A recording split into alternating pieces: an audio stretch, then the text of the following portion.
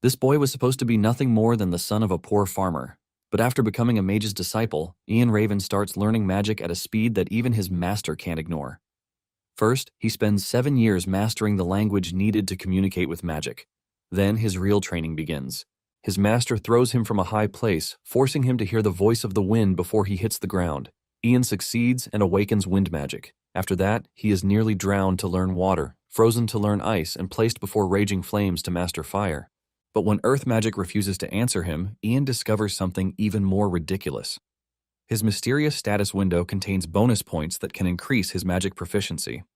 With one upgrade, he suddenly understands the earth as well. And just when Ian thinks his training is over, another voice whispers from inside the darkness. Somehow, this beginner mage has awakened not only multiple elements, but the extremely rare shadow magic too. Even his own master is left stunned. So how did a farmer's son become this abnormal? Our guy was just a normal dude who had received his university acceptance letter, but before he could even celebrate, Truck-kun struck and gave him an instant death, ending his dream of having the sweetest girlfriend when he got to campus. When our guy finally opens his eyes, he has been reborn in a fantasy world as Ian Raven, but instead of being born into a noble family, he is born as the son of a lowly farmer. To make it worse for him, he was born with black hair, and his family is dirt poor. Some years later, his parents and 2 older brothers went out to hustle, leaving him and his junior sister to wander around in search of food. However, kids of his age usually stay away from him because of his black hair, and Ian is left groaning in frustration as to why he has to be reborn into such a trashy situation. Suddenly, a status window appears before him, and just as he is about to get his hopes up that something good is going to come out of it, the system crushes his hope, telling him that he is a nobody. However, Ian isn't entirely surprised since he wasn't expecting something great in the first place. He was born the son of a farmer and has no dream of being anything other than being a farmer. Nonetheless, he is confident that he could actually succeed in anything else as long as he studies. This leaves him wondering if there is anywhere in the world that would take him in. After feeding his sister a bunch of roasted fish, he suggests that they go get dessert. They step into the woods where his sister starts munching on wild berries. She's enjoying herself when a scary beast appears in the distance. Before they could even move, the beast descended on them, and it turned out to be a giant bear. It roars at them, scaring them to their bones, but Ian grabs his sister and holds her close to try to protect her.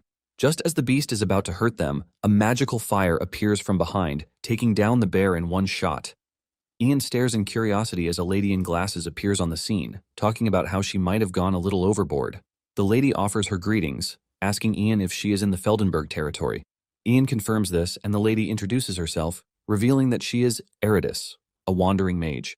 Ian is shocked when he hears this, since he knows mages to be powerful beings who appear on the battlefield wielding elegant skills and immense destructive power. Ian is left wondering why someone like this has come to a trash village like his. Eridus then reveals that she is looking for a black-haired kid who lives in the town. Since she is standing in front of one at the moment, she wants to know if there are any other black-haired boys besides Ian. Ian replies that he is the only black-haired boy in the territory, and Eridus concludes that she has the right person. Ian is shocked to hear this, as he doesn't even know what Eridus is talking about. Apparently, Eridus's master, the space-time mage, had told her to go to the territory to find the black-haired boy to make him her disciple, promising that good things would happen to her if she did. Since Eridus is standing in front of Ian at the moment, she is left wondering if all she has to do is take Ian in as her disciple. A lot is also going through Ian's head, like how mages are dangerous, but he believes that Eridus is quite kind. In addition, she was able to take down the bear in one hit, which shows how powerful she is.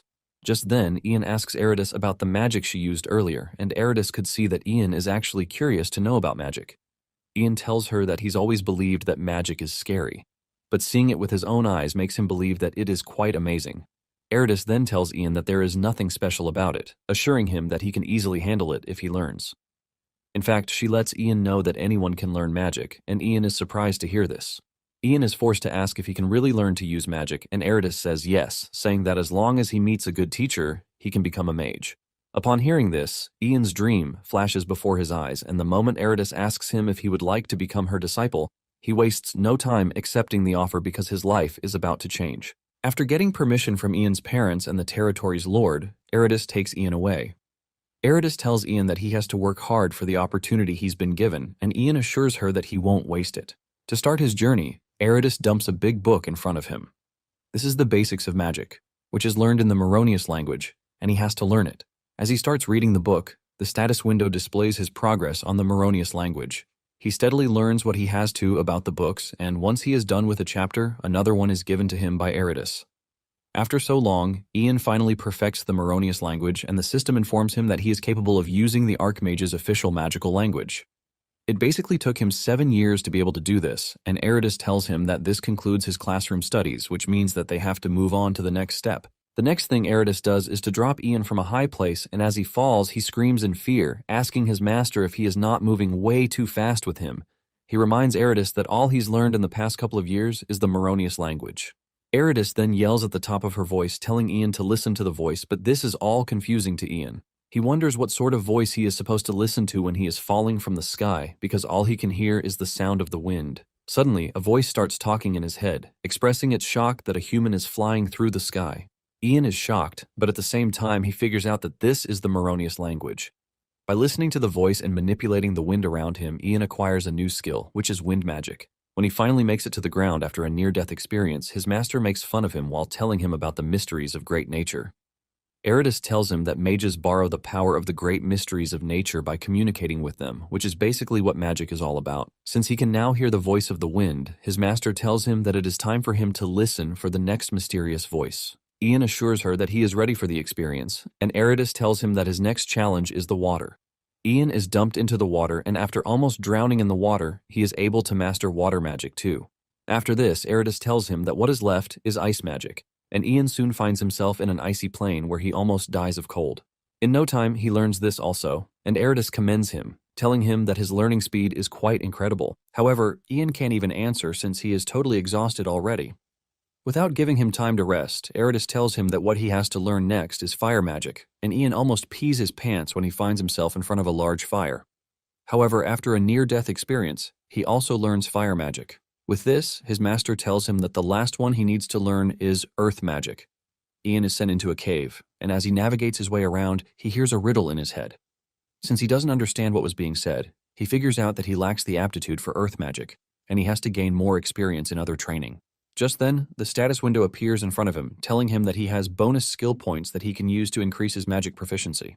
Ian is surprised to find out that he can use the skill window, which basically makes him a cheat player in this world.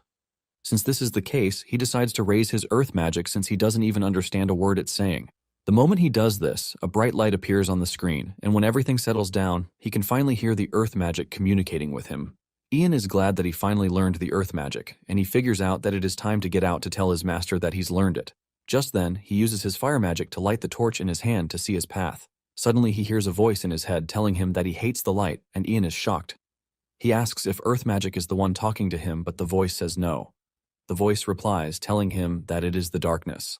Moments later, Ian rushes out of the cave with excitement, telling his master that he succeeded. However, he didn't only learn earth magic, but also learned shadow magic from the darkness. Eridus is shocked when she hears this, as she can't believe that Ian just heard the voice of the frightened and shy darkness. Ian can see the shocking reaction on his master's face, and he asks her if she is fine. Eridus simply calls Ian's name, telling him that it is time to head down the mountain. Ian excitedly asks her where they are supposed to move to, but she replies that it is not what he thinks. Eridus tells him that what she means is that they have to part ways. She points in a certain direction, telling him that he has to go to Chronoleague to participate in the Space-Time Mage Conference. Eridus tells him that he will most likely meet the Space-Time Mage there if he is destined to master space-time magic. Ian is blown away when he hears this because he can't believe that he has to learn such incredible magic all of a sudden. Deep down, Eridus is willing to send him off because she knows that he has an innate affinity for the mysteries, and if her intuition is correct, Ian will surely be able to handle the power of time too. Once they are both ready to leave, Eridus tells Ian to meet her at Dronheim in 3 years.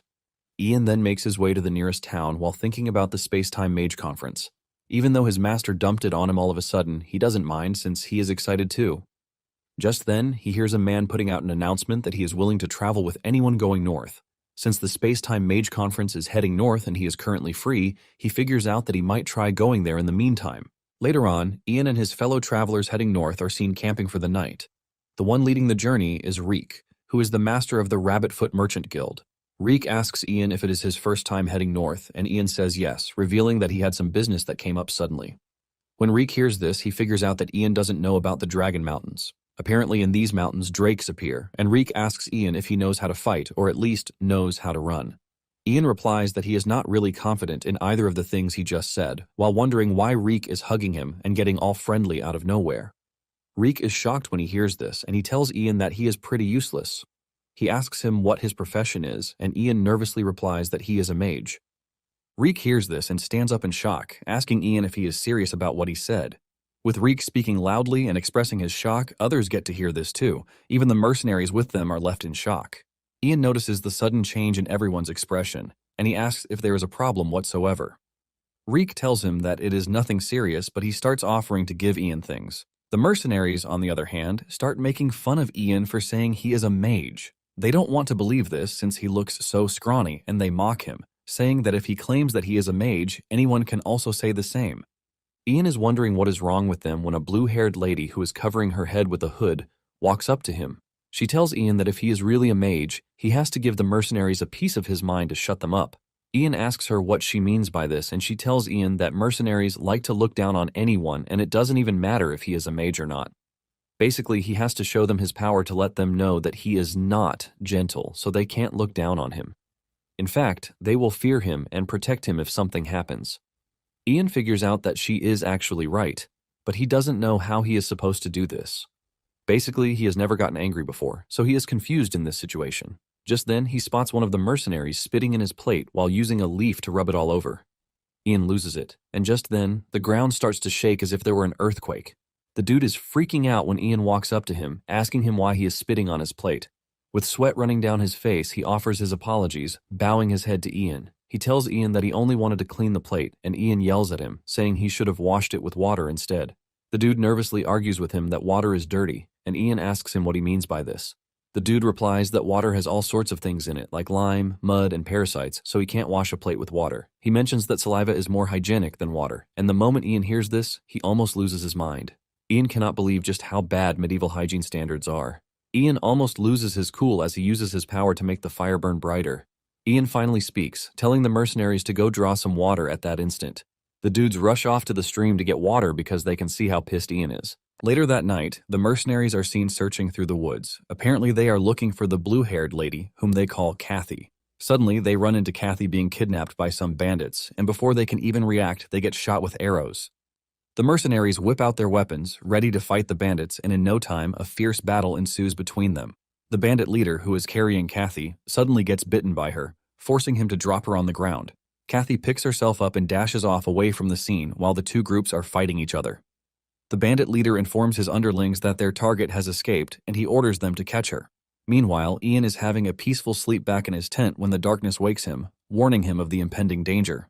Reek then rushes into the tent, telling him that something bad is happening. Meanwhile, the bandits have overwhelmed the mercenaries, cutting them down without mercy. Kathy finds herself hiding behind a tree, and she is scared that she is going to get caught if something doesn't happen at this rate. Suddenly, one of the bandits finds her where she is hiding, and he points his sword at her, screaming at her to get up if she doesn't want to lose her arms. Kathy freaks out because at this point there is no way out for her. The dude is about to harm her when he is suddenly sent flying into the distance. Kathy turns around to see who saved her, and it turns out to be Ian. Ian confidently tells her to follow him, and the rest of the travelers quickly join in. Just then, Ian commands the darkness to come down, blinding the bandits. The bandits freak out, lighting their torches, but this is still not enough for them.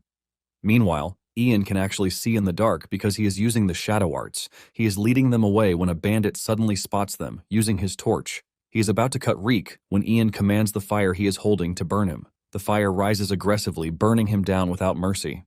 The others see this, and fear creeps into their bodies.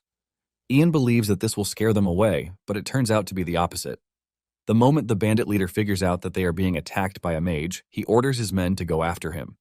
Suddenly, a drake appears out of nowhere and eats up one of the bandits. Everyone else is left in shock when they see this, and even Ian couldn't believe his eyes at the terrifying presence of the beast. The drake comes face to face with the bandit captain, and without giving it a second thought, the dude dashes off. Ian and the others are left trembling in fear because a dragon just appeared out of nowhere. Even Ian doesn't know what to do, and he believes that this is the end of the road for them. Suddenly, the system informs him that he has witnessed a primeval mystery, and he has acquired a new skill, the summoning arts. This is an ability that allows him to communicate with and summon mysterious life forms.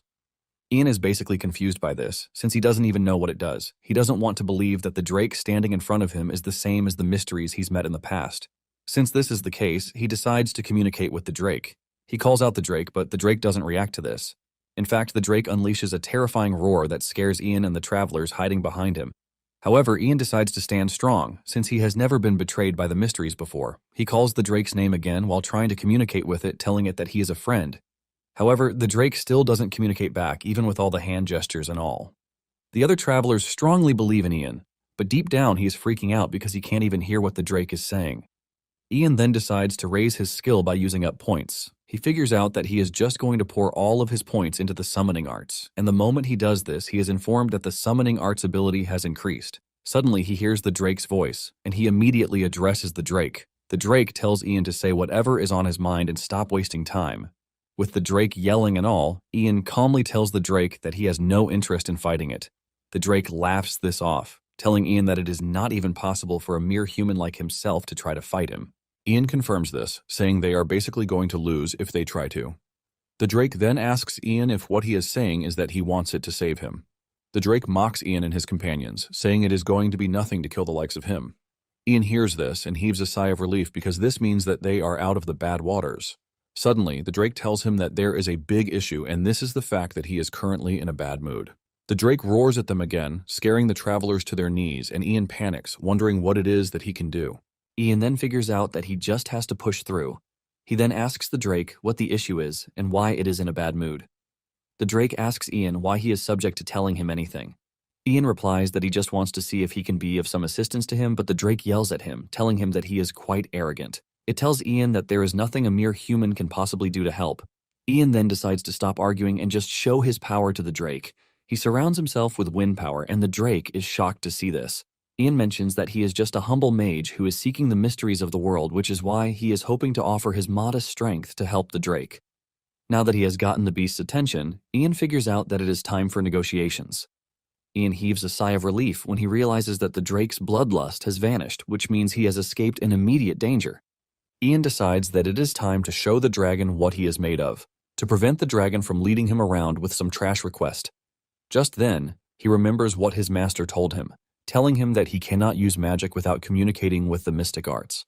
This is basically why the kind of relationship he builds with the mysteries matters. Eridas lets him know that every mystery has a different personality, which is why, as a mage, it is important for him to understand and empathize with how the mystery feels. It then dawns on Ian that, as a mage, what is most important is the art of social maneuvering. He decides to try out his luck, and he calls out the all-purpose status window. Ian spots the expert summoning techniques, which are exactly what he needs. He goes through it, and what he finds shocks him. He learns that he is supposed to give the drake alcohol, and the larger the body, the stronger the drink should be. After he is done giving it alcohol, he is supposed to suck up to the drake as much as he can. Ian cannot believe that this is what he is supposed to do, which is the complete opposite of his character. He then decides to win the drake's heart first, hoping that if he does this, a breakthrough will present itself. Ian then tells the drake that he has a present for it, asking if it is okay to present the gift. The drake tells Ian to bring his so-called gift so it can see it.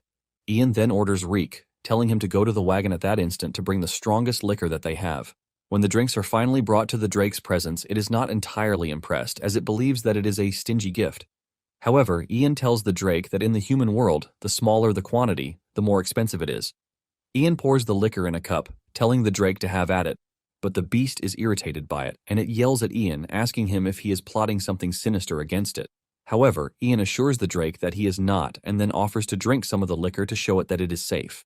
Ian gulps down the drink, and after he is done, he is able to use this to prove to the dragon that the drink is safe. However, he almost passes out because of how strong the drink is. The drake admits that it is safe to drink, but at the same time it is still not comfortable because of the pungent smell that it has. However, Ian urges the drake to give it a taste, assuring the drake that it is going to be satisfied. The drake finally takes a taste of the drink, and its face turns red in excitement. The drake tells Ian that the drink might not be delicious, but for some reason it is actually addictive. However, Ian uses this to his advantage, telling the drake that it should have more because it only gets better from here on. Just as predicted, the drake finds itself drowning in the alcohol the more it takes. In fact, the drake has drunk over 7 barrels, and he is still standing strong. Ian had plans to get the drake drunk and then escape while he was asleep, but he doesn't even think this option is no longer possible. Just then, the drake calls Ian's attention to the question he asked him earlier about why he was in a bad mood. Ian stares at the drake and is surprised that he is suddenly ready to talk to him. The drake then reveals that his nest is in a bad location and it is cramped compared to the others. Even with this, his girlfriend used to assure him that it was a relaxing place. Ian is shocked to hear this, as he can't believe that the Drake actually has a girlfriend with an ugly face like that. The Drake reveals that he didn't even know that others were already mocking his girlfriend behind his back, and because of this, he felt bad, which forced him to initiate a breakup. Suddenly, the Drake lets out a loud roar in pain, which is enough to wake the other travelers from their sleep before knocking them out right back. Ian starts to pity him because his feelings for his lover are just the same as those of humans. Just then, it dawns on Ian that he can use this to his advantage. Ian then gets on his feet, telling the Drake that he can use his magic to help him fix his nest. The Drake is shocked to hear that Ian is willing to help him, but Ian lets him know that he would have to do something in return too. Later on, Reek snaps out of his coma when he hears Ian threatening to pull out his fingers. By the time they all wake up, they find themselves at the back of a carriage, being pulled by Ian. When they finally come to a stop, Kathy asks Ian if the Drake returned to his nest, but he tells them the Drake is waiting for them. Reek freaks out, asking if the Drake is waiting around because he wants to eat them. However, Ian lets them know that the Drake is waiting for him because he made a deal with him on the condition that he would help the travelers. Kathy is surprised to hear this, since she has no idea what sort of deal he is talking about. The others, on the other hand, are already celebrating that the mage sacrificed himself for them. Basically, Ian had told the Drake that he would release the travelers in exchange for fixing his nest. Before Ian knows it, Reek and the others dedicate a song to him. They sing wholeheartedly, talking about how Ian defeated the Drake. They basically turn Ian into a deity that they have to worship and protect. Ian is left wondering what the hell the group is talking about. Before Ian leaves, he tells them not to leave without him, but urges them to prepare to depart once he gets back. After his departure, the group comes together to take a head count, but without them knowing, Kathy vanishes. Soon afterward, Ian arrives at the Drake's nest, and even he is left in shock. The Drake can see the reaction on his face, and he yells at him, telling him that he can't back down, but Ian lets him know that he has no intention of backing out. Ian says he is basically just checking things out. Apparently, Ian is already exhausted from using Moronius language, and he figures out that he just has to fix the nest so he can go rest. Ian then calls on the Earth, telling it that he has a favor to ask, but the Earth yells at him, telling him that it is not in the mood.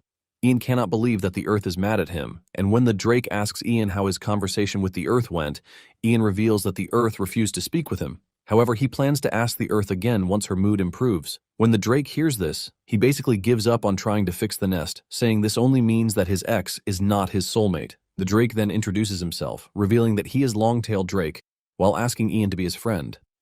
Ian agrees to this, and as they form a bond, the system informs Ian that he has acquired a skill to help him summon Longtail, since he is now his friend. Even though it is good news for Ian, he is not entirely happy, since he wasn't able to do anything for his friend.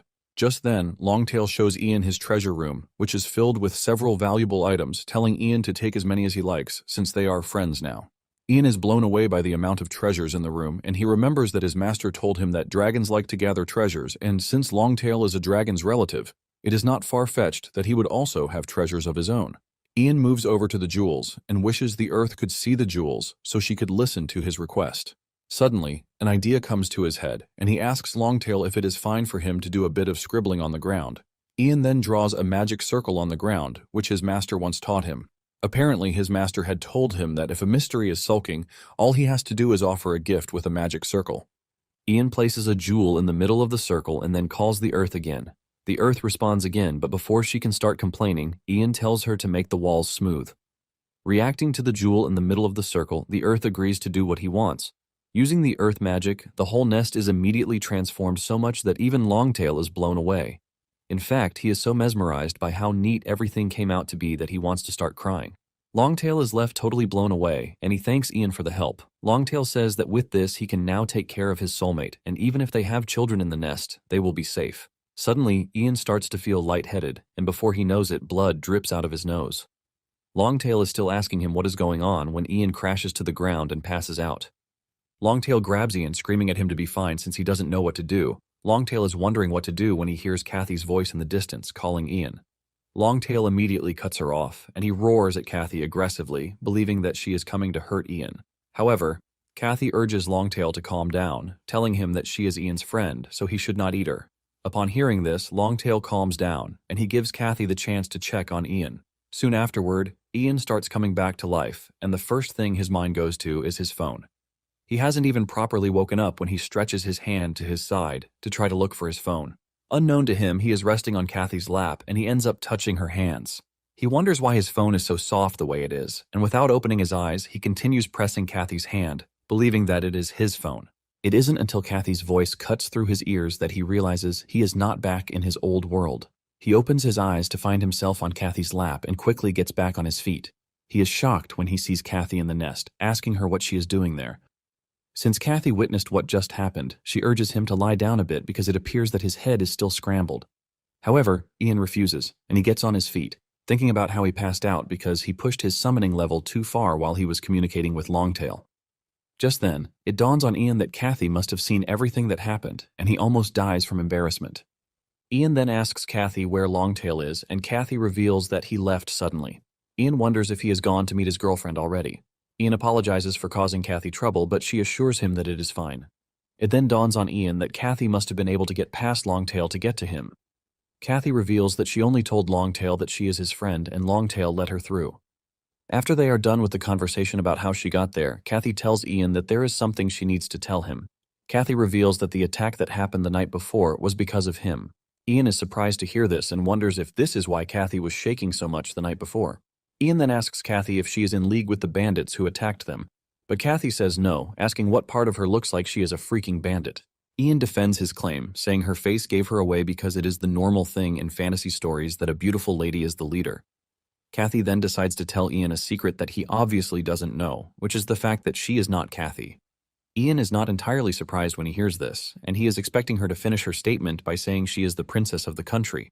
Kathy continues by saying her real name is Lucy of the Tarian family. Lucy reveals that the bandits were after her because they were sent by her fiancé to kidnap her. Ian hears this and concludes that it is a lover's quarrel, but the moment Lucy sees the reaction on his face, she tells him that it is not what he thinks. Lucy mentions that she planned to go far away so her fiancé will not be able to find her. However, after what happened the night before, she has lost confidence in escaping alone. Because of this, she asks Ian to help her escape. Ian urges her to calm down because he wants to know why she is running away. He asks her if her fiancé did something bad. She mentions that the Tarian family is a barony family that rules over the Fianlep region, but because they lack enough knights to serve them, they are always exposed to danger from external enemies. With the trajectory that the family is going, they realize they would be destroyed by territorial wars. To prevent this, the Tarian family betrothed her to a knight who was a former mercenary captain. Since he was the captain of the most influential mercenary group at the time, the external forces targeting their family had reduced. Initially, everything seemed to be fine, and even her fiancé appeared to be satisfied with the status of being a son-in-law to a baron. In the end, he began to abuse the power he gained through his position, and he started creating a harem while treating Lucy like a fool. After her parents couldn't handle it anymore, they demanded that the engagement be broken. However, things took a dark turn when the dude poisoned her parents. Ian is shocked when he hears this. Lucy mentions that the dude knows that if the engagement is broken, he would lose the power he had obtained, which is why he poisoned her parents and silenced the servants. Upon hearing this, Ian realizes that they are dealing with a scumbag. Lucy mentions that the dude might act almighty all he wants, but without getting married to her, he is just a regular commoner. He basically can't inherit the family's fortune either. Lucy reveals that this was why she escaped with the help of a servant, since she was prepared to die rather than marry the dude. However, it is obvious that he would continue chasing her to make sure that the marriage works. Because of this, Lucy has no choice but to beg Ian to help her escape safely. After hearing everything, Ian realizes that it is quite a serious situation, and he can see why it would be hard to do alone. With everything that is going on, Ian realizes that the whole matter is a bit complicated. Ian cannot just wrap his head around the mindset of those in power during medieval times. With tears in her eyes, Lucy assures Ian, while placing her honor on the Tarian name.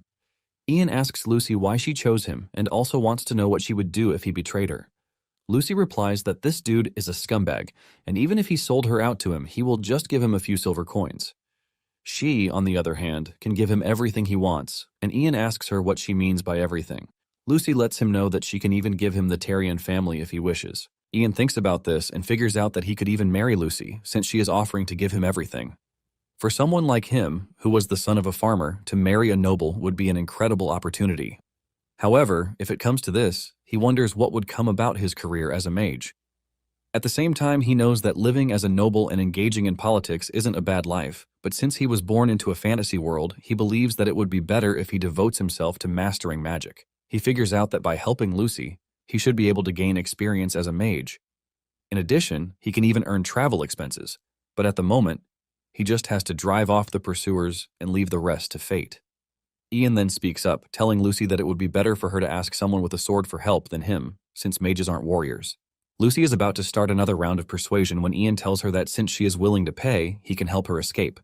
However, he lets her know that whatever happens afterward is on her. The moment Lucy hears this, she covers her face and starts crying, sending Ian into full panic mode. He tries to comfort her, asking her if he said something awful because he was only trying to help. However, Lucy clears the air, thanking him for everything.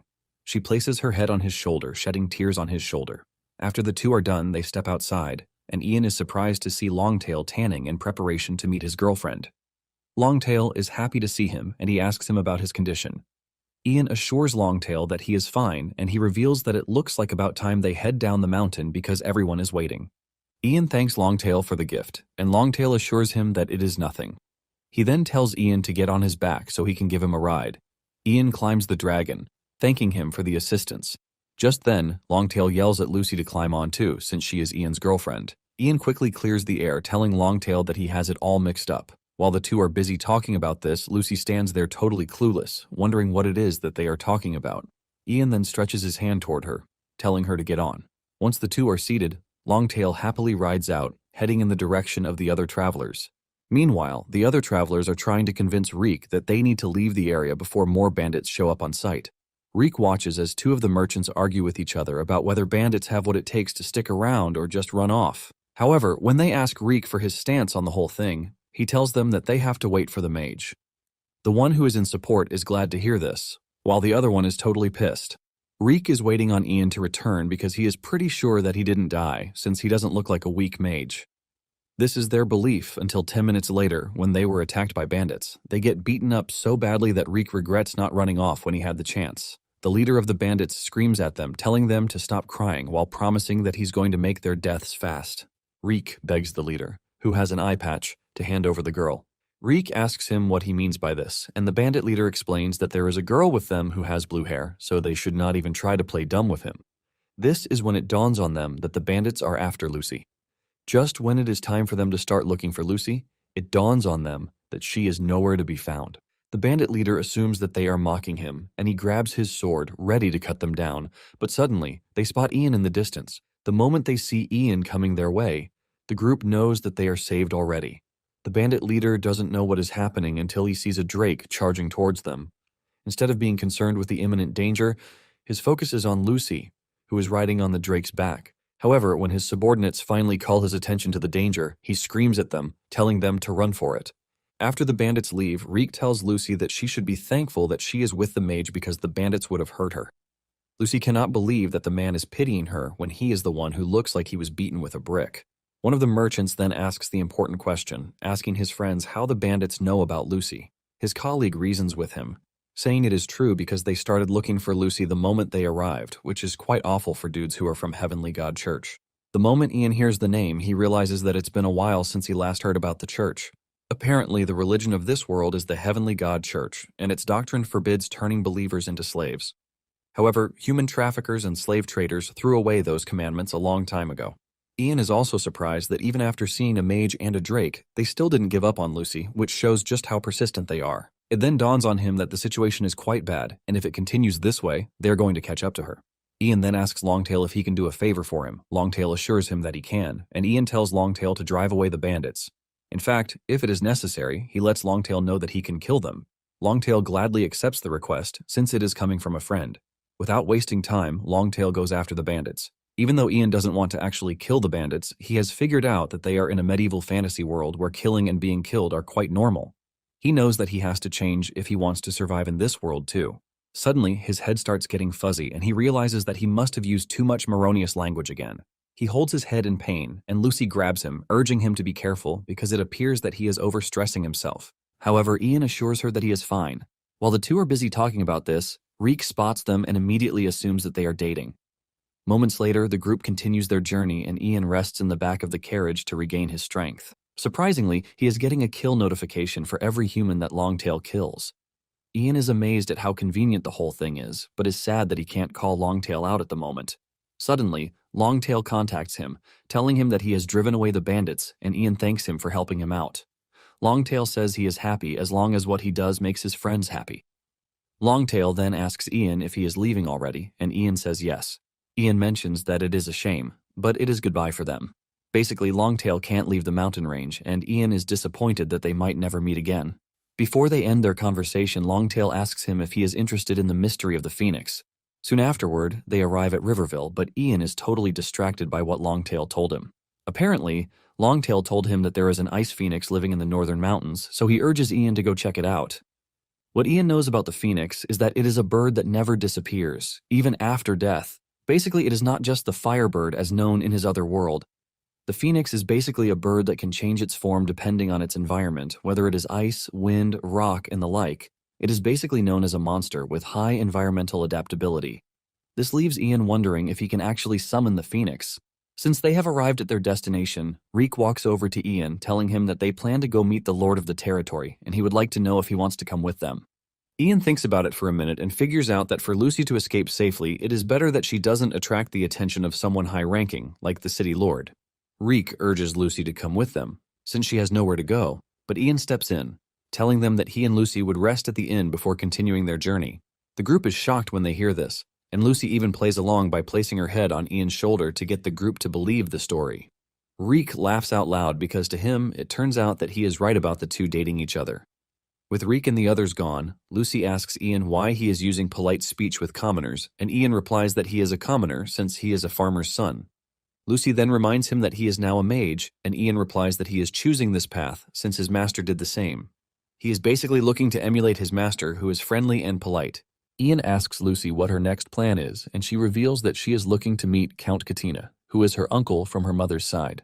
Lucy is pretty sure that her uncle would help her once she explains her situation to him. Ian points out that it must have been that her mother and the Count are close, and Lucy says it can be compared to that. However, Lucy's reluctance tells Ian that the uncle might not even be the best choice. He then asks Lucy if there is anyone else besides her uncle that she can trust, and Lucy yells at him, asking him if he is seriously doubting her uncle. Lucy claims that her uncle is the most trustworthy person in the world. Ian is shocked to see her defending her uncle so much, and he concludes that her uncle is a really good person. Lucy says her uncle is much better than someone she doesn't know at all because everyone else would probably try to marry her.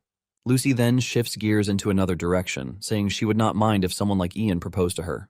However, Ian lets her know that their contract comes to an end the moment they meet Count Katina. Lucy scolds him, telling him that he is being harsh since a noble is offering to marry him. Ian piles on the misery, telling her that there are loads of women out there aside from her. This hurts her feelings, and she walks off in anger while telling Ian that he is basically the worst.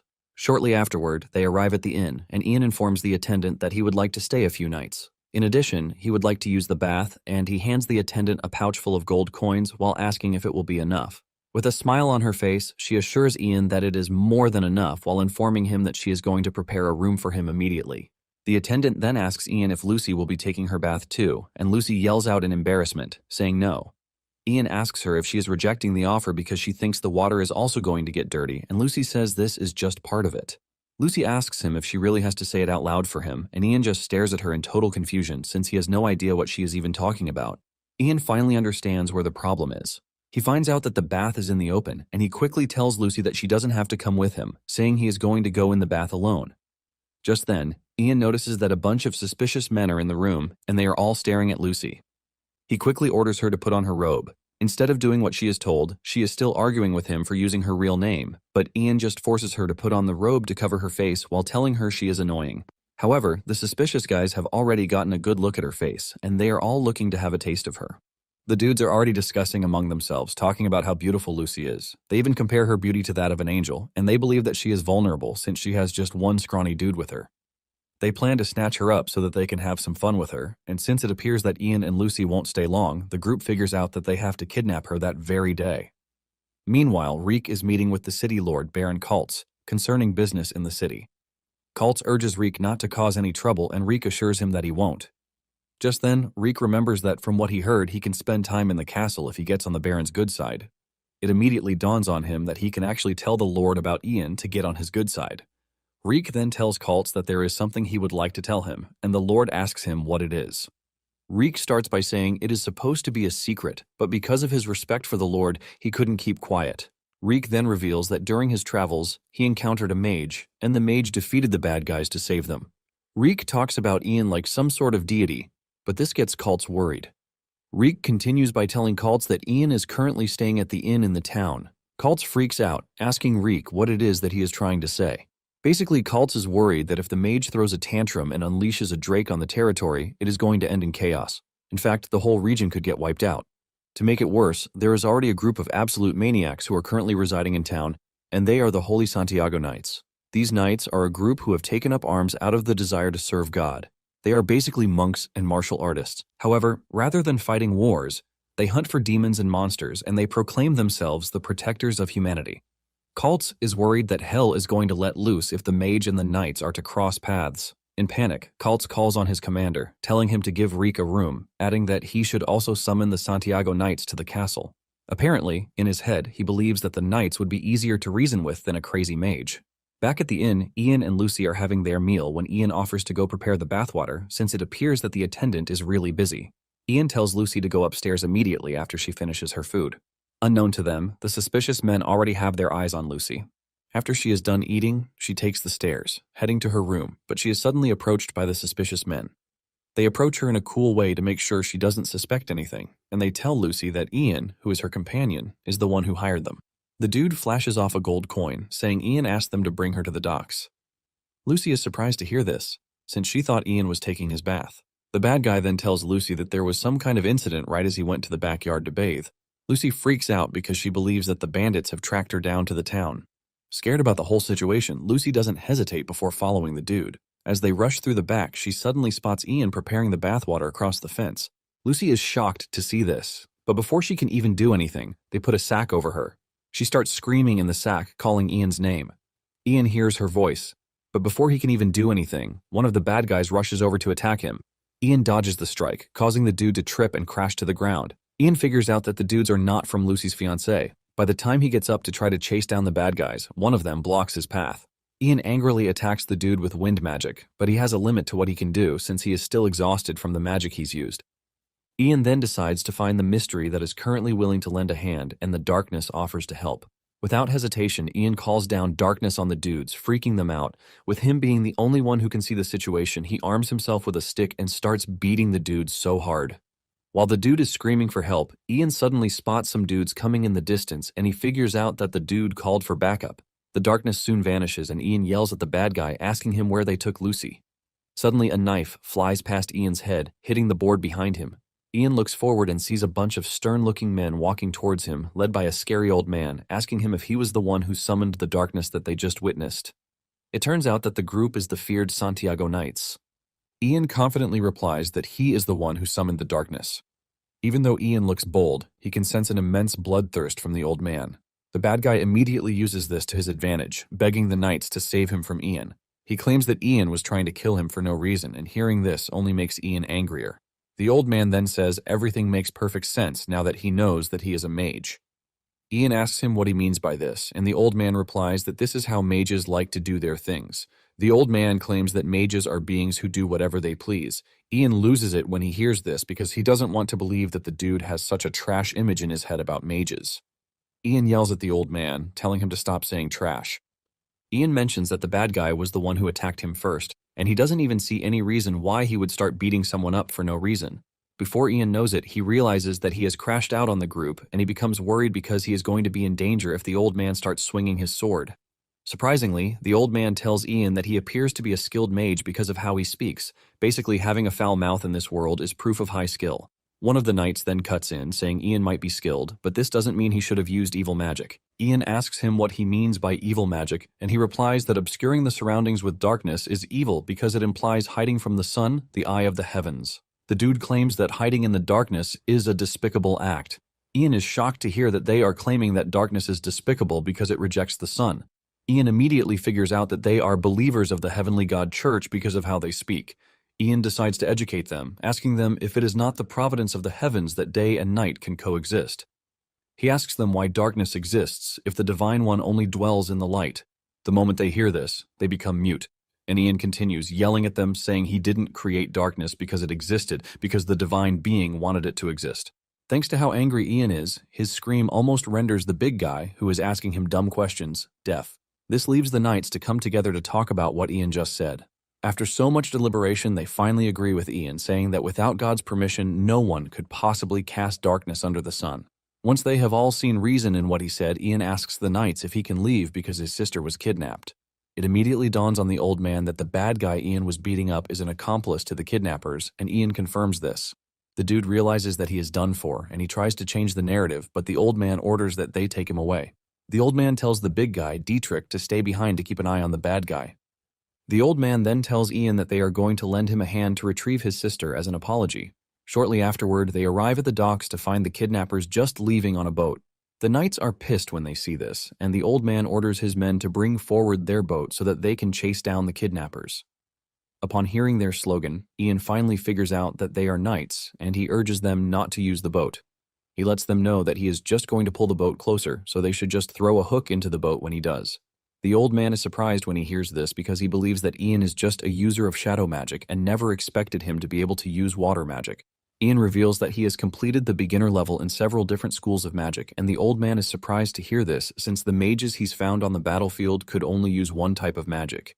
In addition, he doesn't expect Ian to be able to cast spells, since he claims that he has only mastered the beginner level. Ian then gets into action, and he calls on the river to heed his command. The river follows his word, and a huge typhoon hits the water, shocking the knights because Ian is displaying a magic that even surpasses the water magic used on the battlefield. Before the kidnappers know what is happening, the water's current turns the other direction and starts leading them back to the docks. In the end, the kidnappers are captured, and Lucy is saved.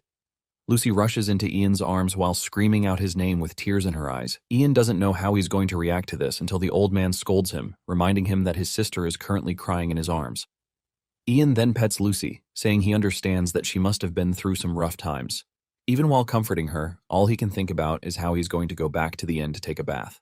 Little does he know that having a peaceful bath in this world is not as easy as he thinks. Later on, Ian is having his bath, and unknown to him, the Lord's eldest son, Bernard, is rushing in his direction with his knight, Hansen. It turns out that he has seen the smoke from the bath, and it has gotten his attention. Ian is surrounded by the Santiago Knights when Bernard rushes into the yard, asking Ian what he is doing. Ian casually answers the dude that he is obviously taking a bath. Bernard almost loses his mind when he hears this because even the imperial people rarely bathe except on special occasions. He believes that he deserves to receive a report as the eldest son of the town. While Bernard is raging, the old man Ruda comes in to try to calm the situation. However, Bernard tells him to screw off because he was asking Ian a question, not him. Ruda then tells Bernard to calm down because Ian is actually a mage. Instead of backing down, Bernard proceeds to do something unusual, and he tells Ian to get out of the bath to greet him personally. Ian is not surprised because in this world, there is a noble culture called mage baiting. It is a procedure where a noble provokes a mage just to confirm their power. A mage who responds to this calmly is considered to be a weak mage, but a mage who crashes out is considered truly powerful. The moment Ian figures out that Bernard is trying to mage bait him, he decides to play the game, and he refuses Bernard's instruction to step out of the bath. Bernard loses his mind when he hears this, and he yells at Ian, asking him if he is seriously refusing him. Ian calmly asks him why he should answer him, and Bernard tells Hansen to drag Ian out of the bath. Since Bernard is still putting on an act, Ian decides to take things even more seriously. He stands up in the bath and displays a scary magic power that puts fear in Bernard and Hansen. Bernard quickly begs Ian, telling him to stop because he has finally seen enough of his power. Ian smiles because he is pretty sure that something like this would make Bernard back down. However, Bernard crashes to the ground and starts crying like a baby, leaving Ian to wonder if he went too far. At this point, he is already scared that the Lord might even execute him.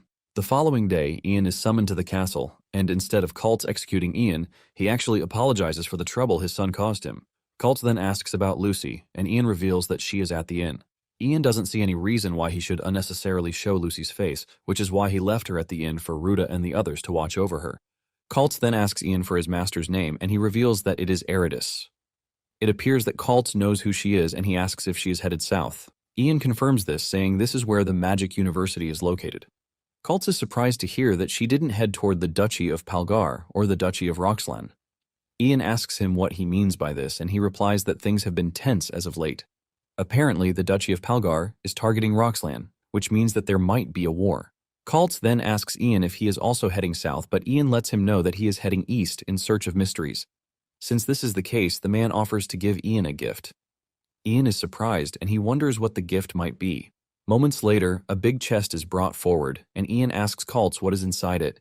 He tells him to open it, and Ian opens the box to check it out.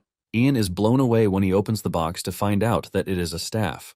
Kaltz mentions that it is a staff that was once used by a certain aeromancer, and it is called Windwalker. Ian is impressed by the name, and he grabs the staff to check it out. The staff that has a red orb in the middle of the arc looks pretty cool in Ian's hands, and Kaltz confirms this. Ian smiles because the situation appears like he just got a mage's starter item. Kaltz tells Ian that it is an expression of his gratitude for forgiving his son's rudeness. He asks Ian if he likes it, and Ian assures him that he does, thanking the dude for the staff. When Ian returns to the inn, he is met with another case of emergency, as claimed by Lucy. Ruta takes Ian to a birdcage where a crow is being held. He explains that a hunter caught the crow that morning and was about to eat it, but Lucy stopped the hunter. Lucy mentions that she saved the crow because Ian's last name is Raven, and since crows and ravens are relatives, she thinks it would be cool. She is so sure that Ian would love the gift, but Ian breaks her heart, telling the hunter to go ahead and eat the crow, while apologizing for the trouble that Lucy caused.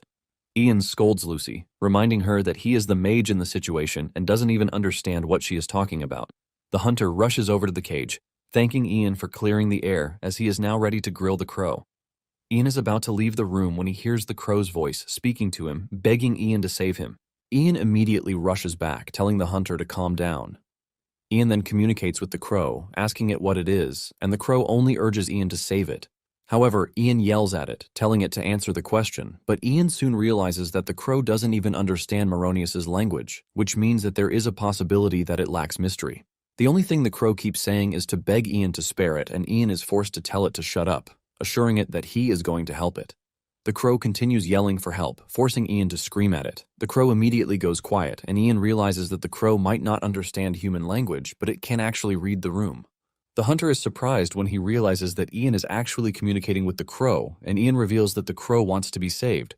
Ian then tells the hunter to leave the crow with him in the meantime, and this gladdens Lucy's heart because her wish finally came through. Ruta commends Lucy, saying this basically means that she can see mystery too. Lucy rides the wave, saying she has never studied magic, but it appears that she has talent for it. Later on, Ian wraps a bandage around the crow's broken wing so it can heal. Lucy asks Ian what he plans to do with the crow. She wants to know if he is going to hand it back over to the hunters, but Ian knows he can't do this, since the hunters will just eat it. Just then, the crow climbs onto his arm and it speaks to Ian, urging him not to abandon it because the people in the area are pretty scary. Seeing how troubled the crow is, Ian places the crow on his shoulder. Lucy asks Ian if he is currently communicating with the crow, and he says yes, but he wants to believe that this is just a temporary situation until the crow fully heals. Lucy brightens up and says that they have to give the crow a name. She immediately suggests that they name it Obsidian because it has beautiful black eyes. However, Ian argues that this is too long, so he suggests that they shorten it to Oberon. The crow appears to like the name as it spreads its wings on Ian's shoulder, and Ian is surprised that it actually likes the name. Just then, Lucy tells Ian what she's been thinking. She suggests that they travel with Ruta and the other knights. Lucy believes that it is actually better than traveling alone, and Ian realizes that this is actually a good suggestion because it would not be easy for bandits to easily attack them. However, it is going to be a problem if they are not heading the same way as them. Ian is thinking about this when Ruta enters the room, asking Ian what he is thinking about. Ruta lets Ian know that he might be a mage, but traveling alone with a woman is quite dangerous. Ruta suggests that they make a deal and reveals that they are currently on their way to capture a monster that appeared in Baron Katina's territory. Ian asks him about the monster, and he mentions that it is a manticore. A manticore is a notorious beast known for its cruelty and enjoyment for killing. Ian then asks Ruta if he is suggesting that they capture the manticore together, but Ruta says no, revealing that he doesn't want Ian in danger. However, if he is willing to help, they are not going to stop him. Ian takes a minute to think about it and tells Ruta that he is not interested, but Ruta grabs him, urging him to hear him out first. Ruta says what they need from him isn't hunting, and he reveals that they are a knight order formed by a monastic group of the Heavenly God Church. When they made plans to go and capture the manticore, the priests in the Count's territory forcibly requested help from a mage. Ruta figures out that they are offended and they want Ian to smooth things out with the mage. Basically, what a mage says is going to carry more weight than what a knight says. Ian thinks about it and realizes that it is not really a bad deal, and if he just calms down the sulking mage, they're going to get themselves a knight escort. Ian then agrees to the deal, and in no time, the group sets out on the journey. Traveling with the Knight Order was comfortable for Ian because the members of the Knight Order were all good people. It was completely stress-free, but there was something to complain about. Any opportunity that the knights get, they are always asking him to study the Holy Scriptures with them. Ian is always saying no, but they are pretty relentless. Ruta then tells Ian that if he could hear the voice of God, he might actually become a cleric of the order. A cleric is basically a church mage who uses divine mystery. Ian is interested in this because if he can get an opportunity to talk to God, he could ask why he was reincarnated and about the status window. Because of this, he finally decides to join in learning the scripture, and the knights are glad that he has finally changed his mind. Ian is invested in the scriptures when he suddenly hears a voice that isn't human in his head, and all indications point to divinity. Ian yells at the voice, asking him if he is God, and the voice taunts him, saying he might be on the right path. Ian then starts asking questions like, why did God reincarnate him into that world, or why there is even a status window? Ian screams at the top of his voice, but he gets ignored. Ian almost loses his mind when he realizes that he has just been aired, but he continues screaming, demanding that God return to him. The knights are forced to restrain him to try to get him to calm down. After this incident, Ian sits down with the Bible to study as if his life depends on it so he can have another chat with God. Even the knights who introduced him to the scriptures are left wondering if they had done the wrong thing at this point. In the end, Ian acquires a new skill, which is holy magic. This allows him to converse with the ruler of that world, which is basically the god of that world. However, Ian soon regrets his devotion because he starts getting notifications on the screen urging him to study the Bible better. He is informed that the more he studies, the happier God will be. The prefixes of the divine being are so long that it is obvious that the system is even glazing the divine being. Ian wonders if he was dropped into this world by the divine being just to be giggled at. Ian almost cries when he realizes that he has to raise his magic level to hold a conversation with God directly. Ian then concludes that he would have to find more mysteries to gather points so he can upgrade his holy magic.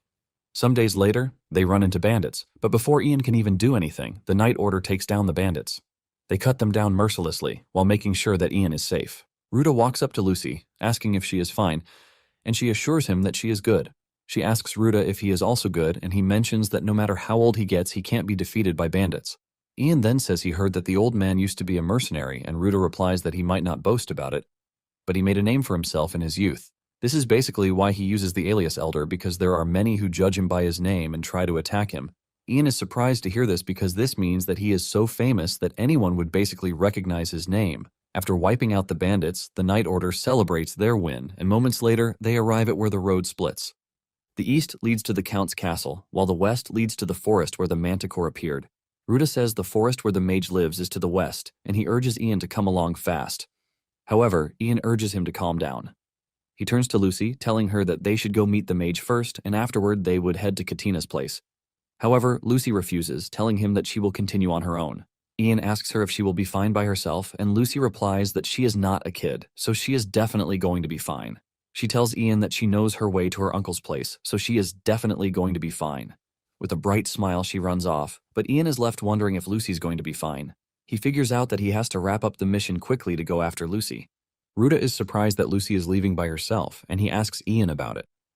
Ian replies that he is going to be joining her shortly, and he asks Ruta if they are going to be meeting the mage anytime soon.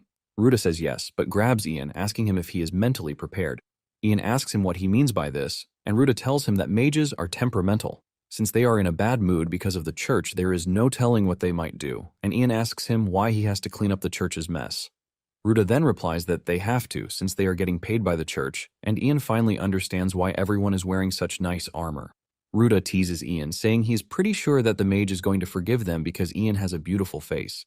Ian is a bit nervous since this will be his first time meeting a mage other than himself, leaving him to wonder if it will be fine.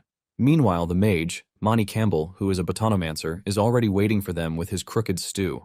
As Ruta and his men approach Monty's house, Ruta explains his power to Ian.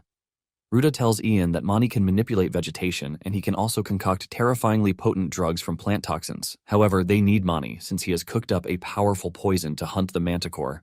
The moment they arrive at the entrance of the house, they are hit with a stinking smell that almost causes them to choke. Just then, Monty steps out to welcome the group, saying he has been waiting for them. He leads them into the house, and he serves them the horrible-smelling chicken stew that he has prepared for them. The knights almost vomit as they stare at the stew inside the plate in their hands. Ruta berates Mani, telling him that he doesn't even have to prove his power in such a horrible way. Mani argues that all he did was serve his guests a rare dish he made from crops he grew with great care. Mani tells them that they are free to leave if they are not his guests, but Ruta and the knights know that they have no choice. Seeing how the knights are almost choking on the smell of the dish alone, Mani wonders if he went too far. Surprisingly, one person among them all is munching on the food as if nothing is wrong, and this is none other than Ian. Even Mani cannot believe his eyes because Ian is basically tearing into a soup that is packed with garlic. Mani is forced to walk over to Ian to ask him if he is fine, and Ian simply replies that the dish is delicious. Mani almost passes out in shock when he hears this because he didn't prepare the dish to be delicious.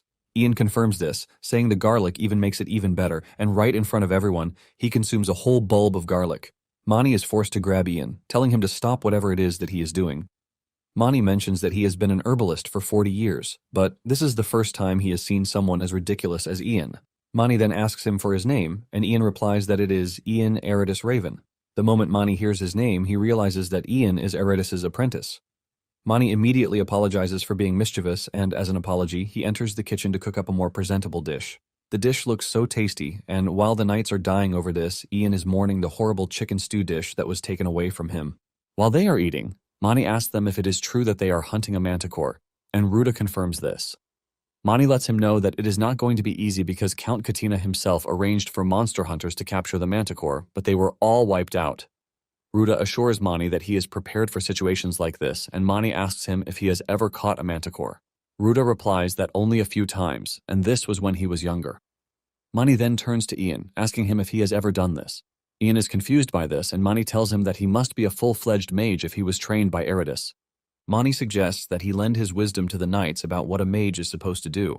Basically, a moment comes for every mage when they must interact with people, regardless of their own will. Eridus had told Ian that he must never take such a moment lightly. Ian knows that he doesn't have to go out of his way to catch the manticore, but if he refuses the proposal, bad rumors might spread at the Mage Gathering.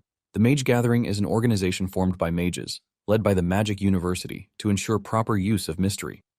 Ian knows that if something like this happens, he won't have the effrontery to even face his master. In addition, he might not be able to seek help from other mages when he needs it. After looking at how everything is going to play out, Ian realizes that he has no choice, and he tells the knights that he is going to accompany them. The next day, the team heads into the forest on the Manticore mission. Ian can sense a strange tension in the air and can only hope that Lucy is fine. Moments later, Oberon yells at Ian, telling him that he has found the Manticore. Ruda asks Ian what the issue is, and Ian tells him that Oberon just informed him of the direction they are supposed to take to track down the Manticore. Ruda is blown away by this, and he admits that it is an insane ability. Apparently, Ian had made Oberon get used to human speech while it was sitting on his shoulder. He was able to teach Oberon in no time thanks to his magic skills. Just then, Ian asks Ruda something important. He wants to know if he can persuade a manticore, since it is also a monster. Ruda doesn't have an answer to this, but Mani cuts in, saying a manticore isn't the kind of creature one can talk to. Ian cracks down on Mani, asking him what he knows about summoning magic. Mani defends himself, saying he knows what a mystery is. Mani then tells Ian that he is even going to report him to Eridus even if he manages to persuade the manticore. Ian cannot believe that instead of praising him, he is going to tell his master. Suddenly, one of the knights calls their attention to the distance, telling them that the manticore is standing right in front of them.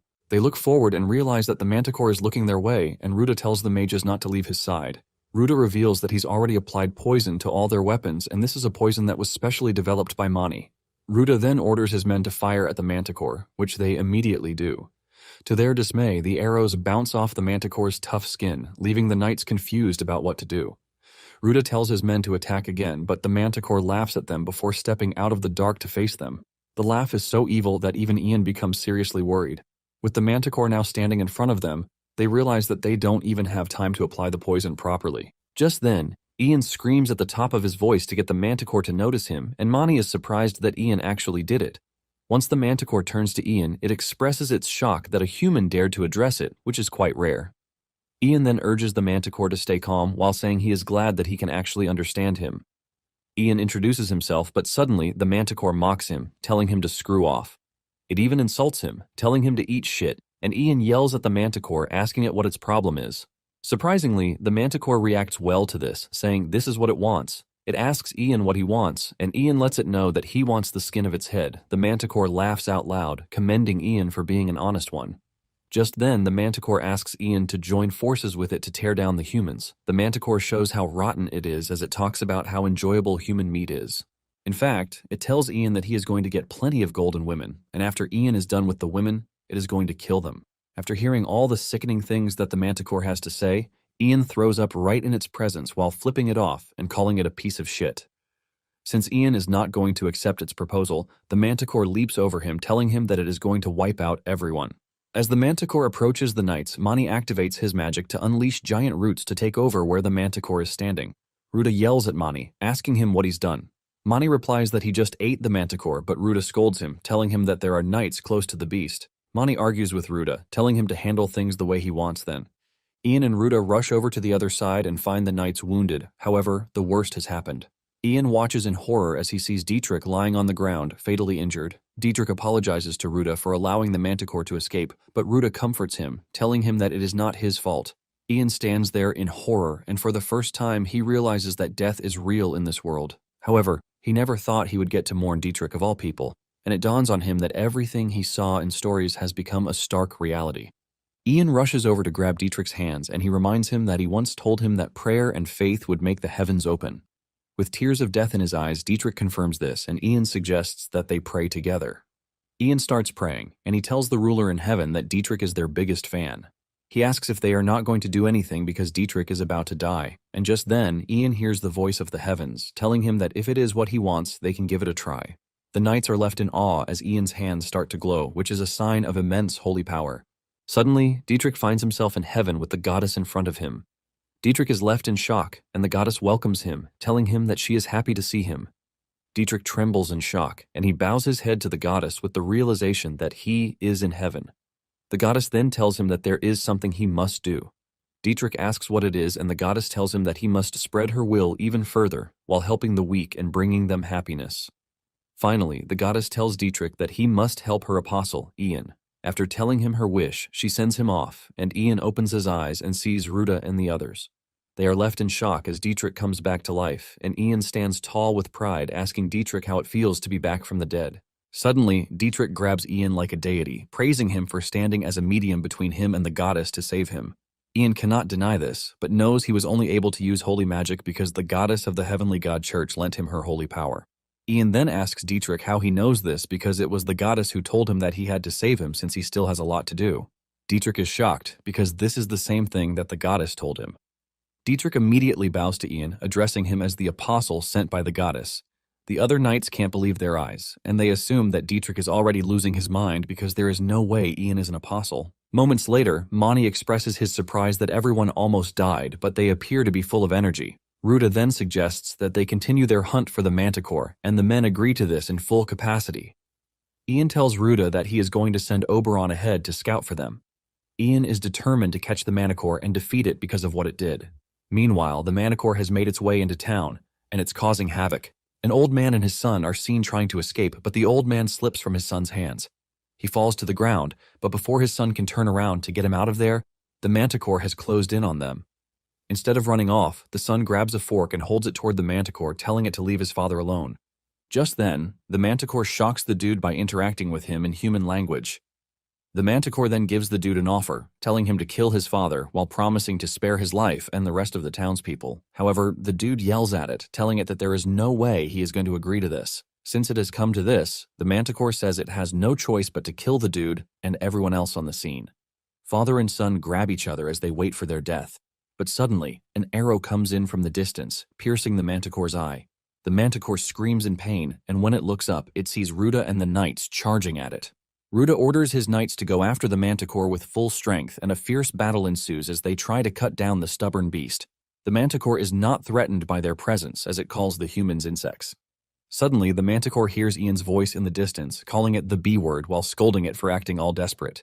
The manticore yells at Ian, telling him to shut his mouth, but Ian teases it, saying it is all bark and no bite. This triggers the manticore, and it starts rushing toward Ian's position, but the moment it gets into range, Mani comes in.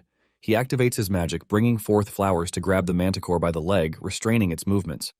Ruda then orders his men to do their thing, and they all pour flammable liquid on the manticore from all directions. The manticore still believes that there is nothing that will harm it, but it realizes how screwed it is when Ian activates his fire magic. This burns the manticore so much that it only leaves flame dust. After defeating the beast, the townspeople come together to thank the knights for saving them, and Ruda replies that they only did what was right. Seeing that Ian is standing behind and no one is addressing him, the crow teases him, asking if he is seriously getting left behind, but Ian tells Oberon to shut its mouth. Ian figures out that the people are scared because they just witnessed him turn the manticore into a fireball. Suddenly, the father and son who were saved appear behind Ian, thanking him for saving them, and Ian nervously acknowledges their thanks. Deep down, Ian didn't even do it for appreciation, but he still doesn't mind. Ruta then walks up to him, commending him for being impressive because they were only able to capture the manticore thanks to him. Ian doesn't want to take the thanks as he reveals that he only did as Mani told him. However, Ruta urges him to raise his head high because it is rare to see someone with such incredible skill have such a humble personality. Ruta believes that someone like Ian might later become a great figure who puts the nobles to shame. Just then, a bunch of knights show up, asking Ruta and Ian if they were the ones who defeated the manticore. Ruta confirms this and asks them who they are. The knights apologize for the late introduction and reveal that they are knights belonging to the castle. Ian is surprised to hear this, and the knights suggest that they come with them to the castle because Count Katina has requested to see them. When they finally arrive at the castle, Katina welcomes them with the best meal while commending them for being able to stand against the terrifying monster. Katina teases Ruta, saying it would have been nice if the castle had knights like him. Katina also tells Mani that he should rest assured that no one would lay a hand on the forest where he lives. Katina then turns to Ian, saying he's heard stories about him from his niece. Ian is totally carried away by the delicious food he is eating that he didn't even know that Katina was calling for him until Oberon calls his attention to this. Ian finally turns to the Count, apologizing for his attitude, revealing that the food was so delicious that he couldn't hear him speak. Katina tells Ian that he heard about how he took care of his niece, and he has decided to give him a golden magic scroll. Apparently, the moment the scroll is torn in half, it unleashes its effect. Ian is blown away by the scroll as he can feel the high quality of every single sentence in the scroll. Katina asks Ian if he likes it because he intentionally prepared it for him. Ian assures him that he likes it, while thanking him for the precious gift. Katina assures him that the scroll is nothing compared to the fact that he brought Lucy back. Just then, Katina snaps his fingers and Lucy makes her way into the room wearing a beautiful dress, but a hat that looks like a traffic cone. Ian cannot believe his eyes, and he starts wondering where the lady got such an ugly hat from. Lucy smiles at Ian, asking him if he's been fine because it's been a while. Ian assures her that he's good, and Ruta cuts in, saying he finally understands that the two are not siblings, but lovers. Ian tries to clear the air, saying it is not what Ruta thinks, and Katina tells Ian that he has a proposal for him. Ian asks him what it is, and Katina urges Ian to lend him his strength so that they can fight together to avenge what happened to Lucy. Ian finally understands why Katina gave him the golden scroll. Nonetheless, Ian doesn't think it is a big deal since he doesn't have to risk his life fighting on the battlefield.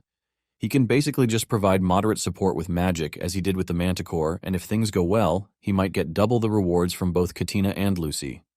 In every way, Ian doesn't see it as a bad deal, and he tells the Count that if they need his help, he's willing to give it. 3 days later, Ruta prepares to leave, and Lucy thanks him for everything that he did. Surprisingly, the number of knights in Ruta's team has gone down because Katina pulled some of them away with money. Ruta turns to Ian thanking him for everything, and Ian says the same too. Ruta tells Ian that when he has the time, he should visit Trifar Island, promising that he is going to introduce him to some mysteries that he might be interested in. Ian is surprised, since this is the first time he has heard of such an island. Ruta mentions that it is an island floating in the Coral Sea. Ruta tells him that if he says he's come to see Salvador, everyone will surely welcome him. Ian immediately asks him if this is his real name, and Ruta says it is finally time to tell him. Ruta mentions that his actual name is Salvador, of the Orcus family. Lucy hears this, and she is stunned because she knows something important that Ian doesn't. She asks Salvador if he is the same person from the White Wolves family, and Salvador commends her for remembering his old name. Ian asks Lucy what the White Wolves mean, and Lucy is shocked that Ian doesn't know. Apparently, the White Wolf mercenary group was a group that flourished as mercenaries directly under the former emperor, and its leader at the time was granted the prestigious title of Swordmaster. Lucy then explains that the person standing in front of them at that moment is a freaking swordmaster. Instead of freaking out or jumping around about this, Ian just stands there with zero interest. Even Lucy scolds him, telling him to give off a bit of reaction since he is standing in front of a legend, but Ian couldn't care less, and Salvador isn't even surprised since he knows the type of person Ian is. Once everything is cleared up, Salvador tells him that it is time for him to leave, and Mani tells Ian to give his greeting to Eritis. Dietrich holds Ian tight as he doesn't want to leave, but Ian lets him know that this is not goodbye. Ian and Salvador shake hands as they say goodbye to each other, and Ian assures him that he is going to come to Trifar Island once things settle down. After this, Katina gathers his army in preparation to go after the bandit Graham, who murdered his sister. Deep down, Katina doesn't think the whole situation is bad, because by using Lucy as a shield to secure her lands and having her marry one of his vassals, Katina aims to take full control of the Terrian territory. As he stands in front of his men, Katina motivates them, telling them of how he plans to pass judgment on Grime, the usurper. His men roar his name in agreement, and with this, it is evident that Katina has the support of his men. Later on at the military camp, the soldiers notice that Ian is boiling the spoon, and they assume that he is making spoon soup. Ian cannot believe just how dull these people are because he is basically sterilizing the spoon. Lucy asks him what sterilizing means, and he replies that it is some kind of mystery, since Lucy wouldn't even get it if he took his time to explain it. Before he knows it, the other soldiers show up asking him to boil meat with the spoon, but Ian yells at them, telling them that he is not making soup. Soon afterward, Lucy tells Ian that she has been thinking about the reward that she promised him, and Ian has even forgotten about it all. Lucy mentions that she was thinking of giving him gold, but from the look of things, he already has more than enough.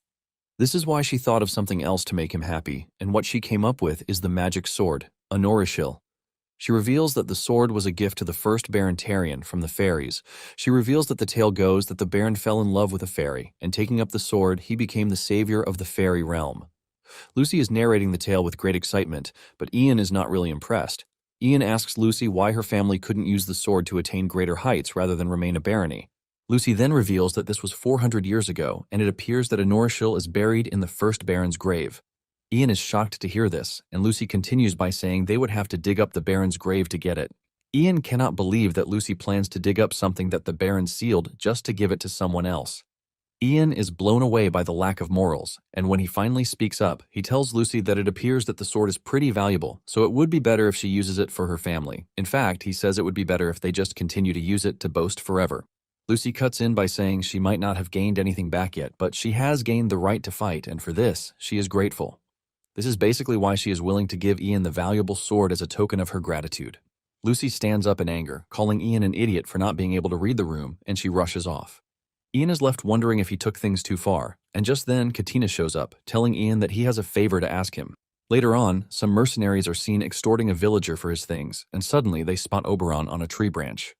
This immediately tells them that Ian is in the area, and before they know it, Oberon announces Ian's arrival. They are still freaking out about a talking crow when Ian appears on the scene with a look of disgust on his face. It turns out that Ian is there because of the favor that Katina asked of him. Apparently, Katina told Ian that he wants him to stop the misdeeds of the mercenaries in the town. Ian had suggested that he use the knights instead, since they would do a better job, but Katina let him know that this is not possible, since the knights are the mercenaries' comrades.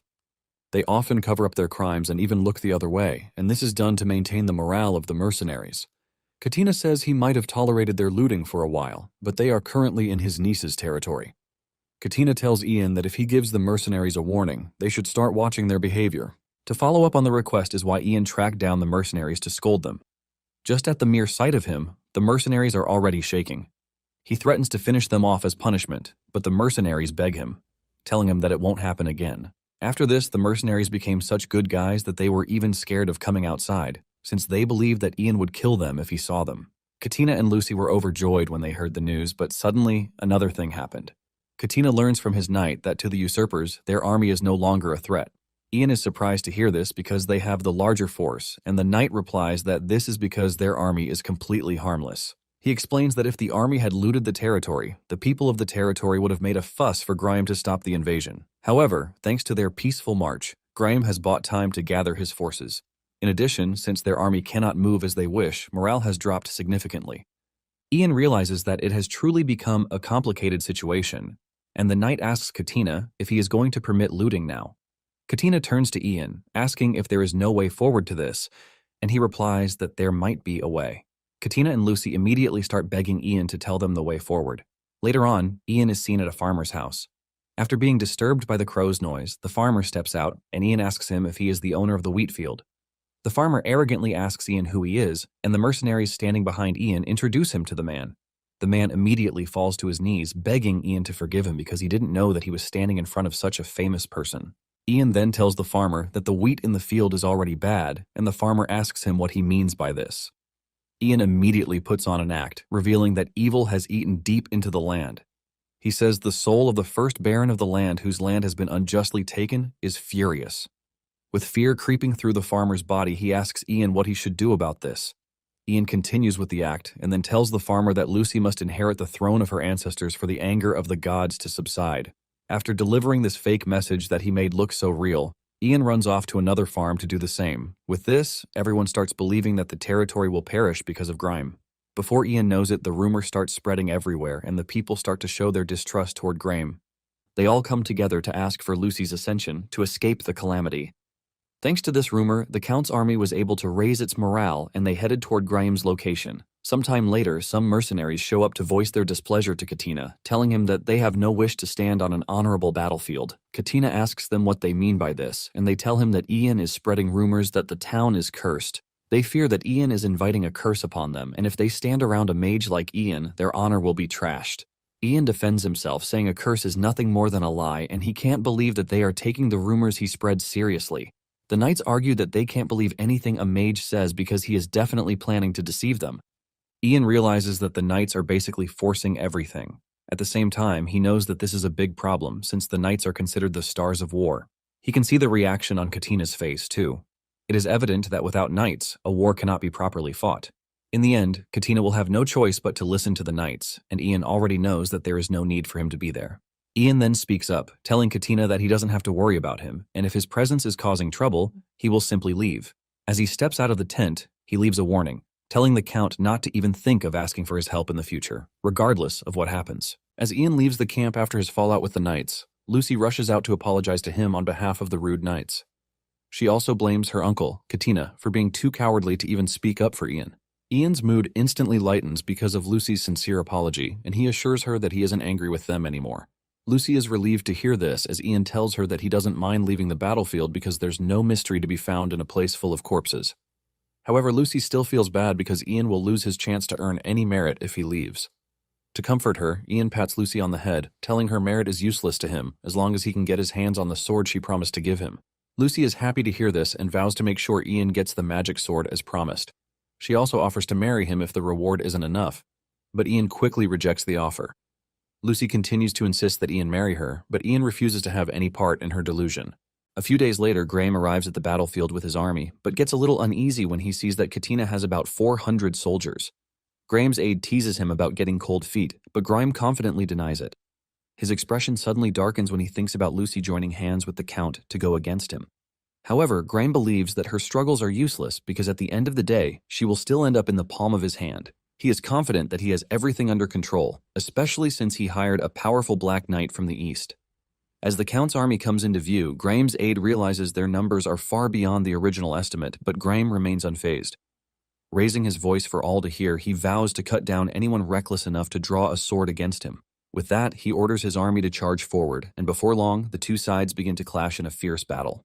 Meanwhile, on the other side, Katina, Lucy, and some knights hold the rear, observing the battle from a distance. Ian is also beside them, even though he already swore to never assist them. While observing the fight, Decade points out that their soldiers seem to have the upper hand, and Ian agrees with him. Ian believes they can win since they have more numbers than Grimes' army. However, that belief instantly vanishes when he notices the powerful Black Knight on Grimes' side breezing through the battlefield. Decade informs Ian that the Black Knight is from the Eastern Empire. Recognizing the distinctive black armor, Ian identifies him as the Fourth Knight, leaving him to wonder what someone of his rank is doing so far from the cold Eastern Empire, which is famous for its long winters. Watching the Black Knight swiftly carve through the battlefield, cutting down the Count's soldiers with ease, Ian begins to panic. As the knight moves with incredible speed, expertly picking off soldiers one after another, Ian fears the battle may already be lost. Judging by the situation, he worries they may soon have no choice but to retreat. Ian then asks Decade what would happen if the center line were breached. Decade explains that if the center collapses, those stationed at the rear will be the next targets. The revelation sends a wave of anxiety through everyone gathered around the Count. Decade further warns that Grimes' army will ignore fleeing soldiers and instead charge directly toward the Count once the center line falls. Katina grows agitated upon hearing this and begins cursing his men for their incompetence as he angrily yells at them while his aide tries in vain to calm him down. Overcome with panic, Katina orders Decade to head to the front lines and eliminate the Black Knight. Ian is stunned by the command and immediately opposes it because Decade is the only person in the camp who has ever treated him with kindness, and Ian cannot bear the thought of him being sent to his death. Convinced that Decade is no match for the Black Knight, Ian fears he will return in a body bag, so he quickly pleads with Katina to reconsider. However, before Katina can respond, Decade accepts the order. Ian questions his decision, but Decade simply insists that it is his duty to obey the Count's commands. Ian isn't pleased to hear this as he tries to reason with Decade that the Black Knight is a monster. He also suggests that the best course of action is to retreat with the Count instead of choosing certain death. But Decade refuses to back down and insists that he must fulfill his oath as a knight. Although Ian knows this is exactly how a knight should be, as a modern person, willingly jumping into death like that is just plain foolish to him. Refusing to let a good man die, Ian tries to convince him to change his mind, but the calm expression on Decade's face tells him that Decade already knows he's about to die, yet he's willing to do so for his so-called honor. Ian painfully questions why good men like Decade are the ones who are always sacrificed. Just then, Silg, the knight guarding the center, approaches them to announce that they have already lost the battle. He also reveals his decision to retreat with the Count before Grimes' army catches up to them. Ian can't believe how shameless Silg is to spew such cowardly nonsense when Decade was just about to give up his life. Decade then begs Ian to help Silg escort Katina and Lucy off the battlefield. Ian tries to protest, but Decade refuses to give him the chance to, insisting that he will stay behind to buy them time to escape. Without waiting for a response, Decade charges into the front lines while Ian helplessly watches from behind, wondering if it's okay to just let him go, knowing he's about to die. Ian wonders why they have to sacrifice a good man just for a war started by some brainless fools. While he's still deep in thought, Lucy calls out to Ian, telling him to hurry and retreat with the Count. However, Ian ignores her and suddenly mounts his horse to catch up to Decade before he becomes the sacrificial lamb. Before leaving, Ian tells Lucy to leave with the cowardly scumbag Silg. When Lucy asks what he plans to do, Ian explains that he will stay back with Decade to take down the enemy. Lucy isn't too pleased to hear this, but before she can say anything, Ian gallops off, telling her to make sure they make it out of this chaos alive. By the time Lucy recovers from the shock, she tries to call him back, but Ian charges into the front line with an unwavering determination. Ian soon catches up to Decade, who asks him why he came, and Ian replies that he came to help them lure the enemies away. Ian then tells him to protect the Count, but Decade doesn't think Ian can handle the enemies alone. However, Ian reassures him that something like that is a piece of cake for him because he's a mage. Just from Ian's expression alone, Decade feels reassured and immediately concludes that Ian isn't just bluffing. As Graham's army charges forward, Decade turns his horse around to head back to the rear, leaving the front lines in Ian's hands. Ian also wishes him luck on the trip back, and as he watches them ride off into the distance, an arrow suddenly shoots past his face, almost hitting his bird Oberon. The arrow narrowly misses Ian and pierces a tree behind him. Oberon frantically caws as it takes a moment to recover from the near-death experience until Ian orders the bird to shut its trap. Ian then rides into the forest, deciding to lure Graham and his army into the forest, where it's easier to deal with them. Shortly afterward, the soldiers realize Ian has vanished and begin searching for him. Just as they start looking around in confusion, he suddenly appears before them, calmly muttering some unrecognizable words. They are still wondering what he's saying when Ian rips apart the scroll in his hands, and a powerful bolt of lightning strikes every single one of them down. Ian heaves a sigh of relief that his plan worked out, and he was able to take the soldiers down with a single strike. Ian then starts thinking about Decade and hopes he was able to catch up with the Count's group. Fearing they might be in danger, Ian quickly sets off to search for them. Unbeknownst to him, his lightning missed the Black Knight, who hid behind a tree, quietly watching him. Elsewhere, Lucy and the Count unfortunately run into another group of Grimes' men. Before they can react, the enemy captain orders his men to open fire on them, eliminating all the Count's guards. Even Silg is caught in the crossfire, but though injured, he manages to eliminate several enemy soldiers before another arrow strikes him, and he finally falls in battle.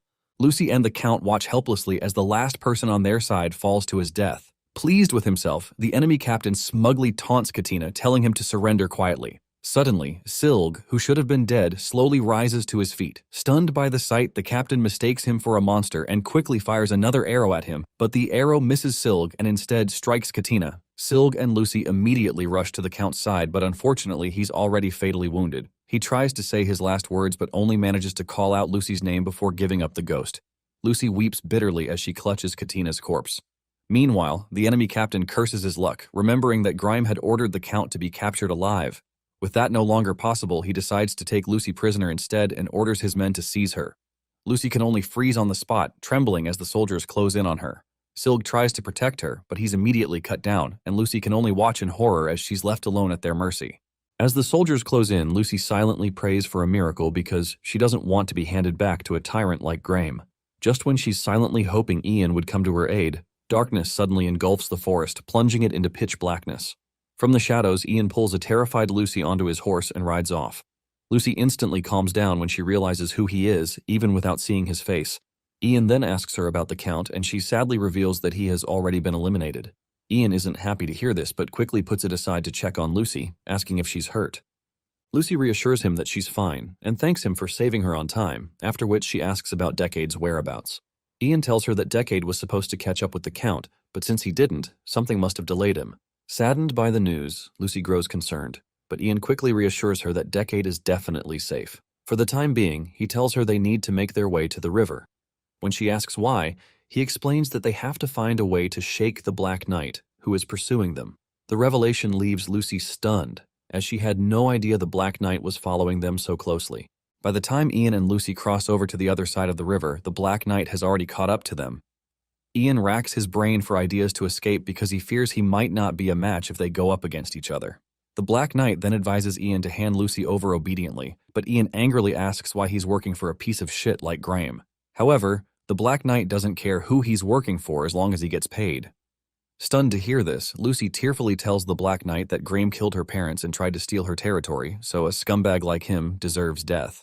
Ian also supports Lucy and asks the Knight if a terrible person like Graham is worth fighting for, but the Knight simply lets them know that he's just doing exactly what he was paid to do. He then warns Ian to hand Lucy over and walk away, but Ian refuses to budge and quietly orders the Black Knight's horse to bounce. As if hypnotized, the horse suddenly begins to gallop around, throwing the Black Knight off and running into the forest, leaving him behind. The Black Knight questions what kind of trick Ian pulled, but Ian ignores him and begins to manipulate the water beneath the Knight's feet. Before the Black Knight can figure out what is happening, the water builds up, engulfing him. He tries to flee, but is instantly knocked out. Afterwards, Ian goes over to check whether the Black Knight is dead. He carefully closes in, fearing that the Knight might just be pretending to be passed out just to suddenly stab him out of nowhere. After preparing himself mentally, Ian decides to take the risk. Besides, he couldn't bear to pass up on the Black Knight's shiny black armor. Ian then carefully takes off his helmet, only to realize that the Black Knight was actually a woman all along. Lucy and Ian are both left completely shocked by this revelation. Later that night, after stripping the Black Knight's armor, Ian ties her up to a tree. When she finally wakes up to see her armor propped up beside them, the girl yells at Ian, who casually explains that he disarmed her because he couldn't trust her. The Black Knight is left flustered that she has to face her enemy while looking so vulnerable. Lucy taunts her for dressing up as a man to fight, which only infuriates the Knight. Ian is surprised that Lucy can be this savage, but he notes that her mockery makes sense because in this world, cross-dressing is strictly forbidden. It is basically grounds for execution if a woman is caught cross-dressing as a man. Lucy, on the other hand, continues to boldly mock the Knight, telling her that everyone will soon find out that the famous Black Knight is just a woman in disguise. Dreading the consequences, the girl begs them to protect her honor, but Lucy scoffs at her as she reminds her that she's just a rogue knight who only loves money. The Black Knight is enraged when Lucy tells her that she's actually worse than bandits. Ian quickly steps in before the situation between them escalates any further. He tries to get Lucy to calm down, but Lucy angrily denies getting worked up. However, her anger vanishes the moment Ian places his hand on hers, telling her to get some rest and leave everything else to him. Lucy then gently apologizes to him before quietly heading back to her tent. The moment she leaves, Ian heaves a sigh of relief as he tells the Knight that they were making a big fuss out of nothing. However, she tells him that her cross-dressing as a man is a big deal and points out that Ian doesn't see it as anything because he's not a believer in the Church of the Sun God. Ian reveals that he's actually a believer, which surprises the girl as she can't understand why he doesn't find it strange that a woman is cross-dressing as a man. To her surprise, Ian lets her know that there's nothing wrong with it and even mentions that men also cross-dress as women. The Black Knight is left completely stunned to hear this, as she wonders why a man would do that when he already has so many privileges as a dude. Ian tells her it's useful for cosplay, though Lucy has no idea what he's talking about. Nevertheless, Ian encourages her not to let her spirit sink just because her disguise has been blown. However, the girl can't help but feel a little let down, but she still commends Ian for being an incredibly skilled and weird mage. Afterwards, she begs him to treat her like a knight by untying her, but Ian refuses because he doesn't trust her. Determined to convince him, she firmly swears on her honor as a knight that she will not attack him. However, Ian reminds her that he doesn't even know her identity, so he can't trust her. The girl immediately tells him that her name is Barenka from the House of Metz. According to Barenka, she's from the County of Winds, a barren winterland on the eastern edge of the empire.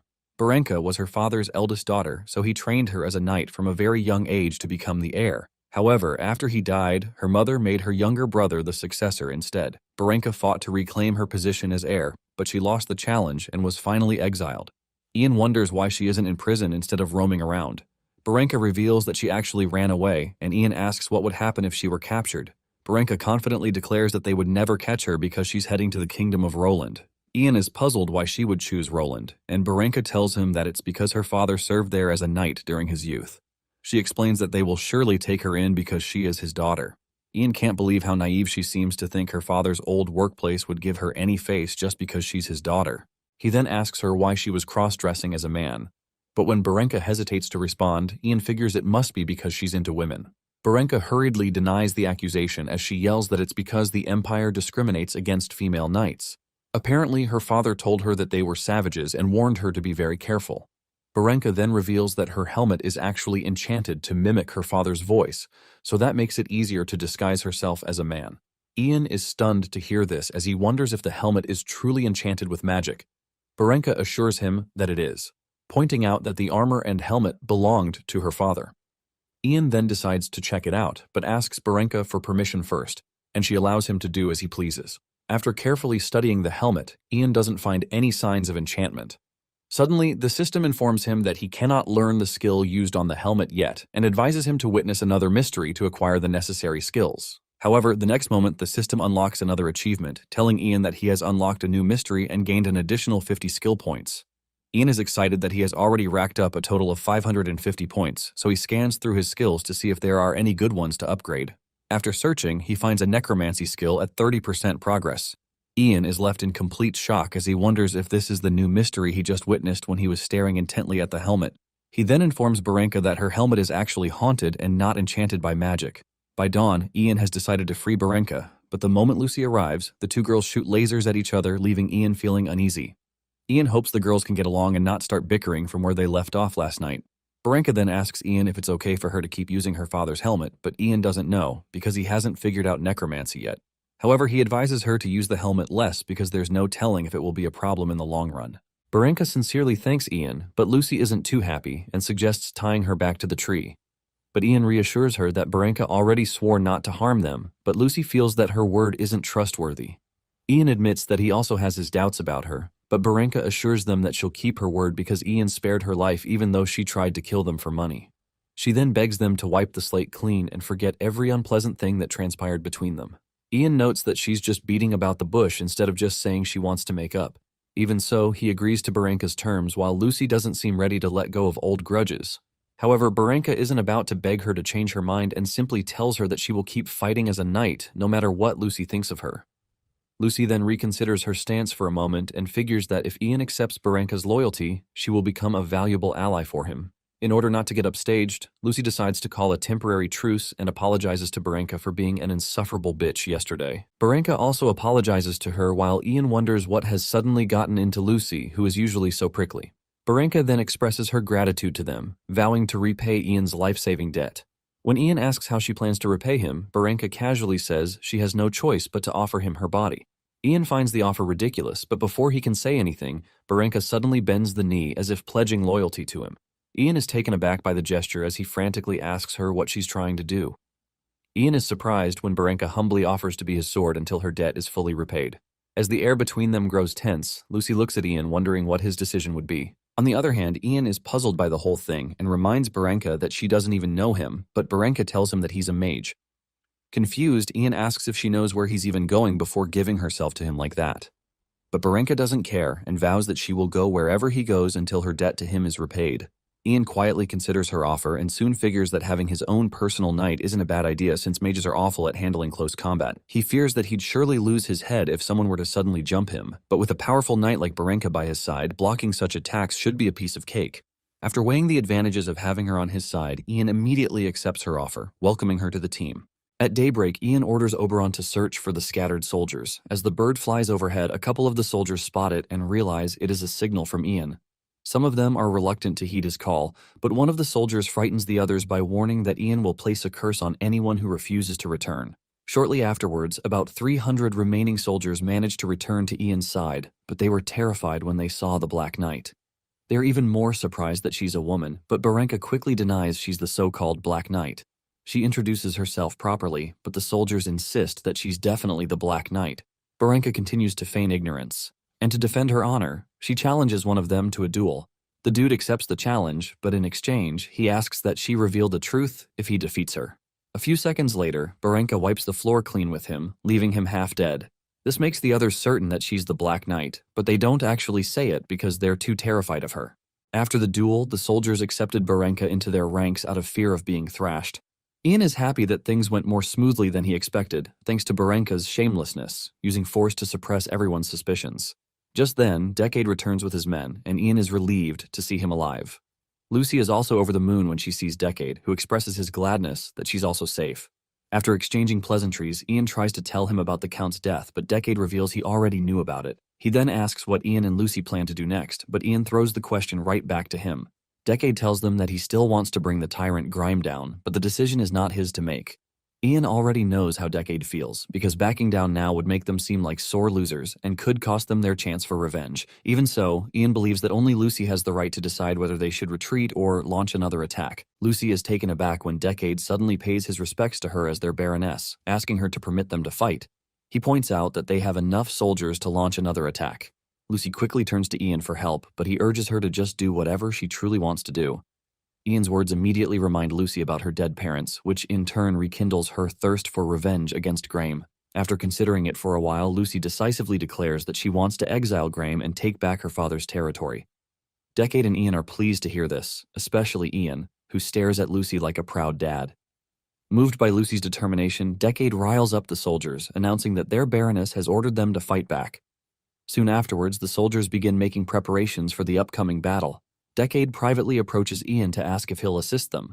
Ian assures him that he was already planning to join them. Decade is excited to hear this and then apologizes to Ian on behalf of the knights who insulted him previously, but Ian tells him to forget about the past. Decade is glad that Ian is willing to let go of past grudges, but the knights don't feel the same. They immediately protest, telling Decade that they can definitely win the battle without help from a mage. Decade reminds them that they just lost a battle only recently, but the knights insist on fighting alone, citing that using Ian's power will just make them the laughingstock of the kingdom. They argue that they must preserve their dignity as knights, but Ian sternly advises them to leave if they have a problem with him. The knights are pissed to hear this, but Ian ignores their petty feelings and informs them that his team doesn't need cowards playing politics right before a war. He then sternly warns them to get lost and stay out of his way if they don't plan on following orders. The knights are spooked by Ian's terrifying aura, but one of them continues mouthing off, claiming that war is a knight's domain. He proudly claims that Ian can't do anything without them, and the others soon join to mock Ian for trying to lecture them in their own field. However, Ian reminds them that they couldn't even protect their count, but have the nerve to act high and mighty in front of him.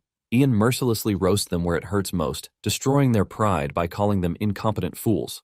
Seeing how infuriated the knights are, Decade tries to step in, but Ian angrily cuts him off.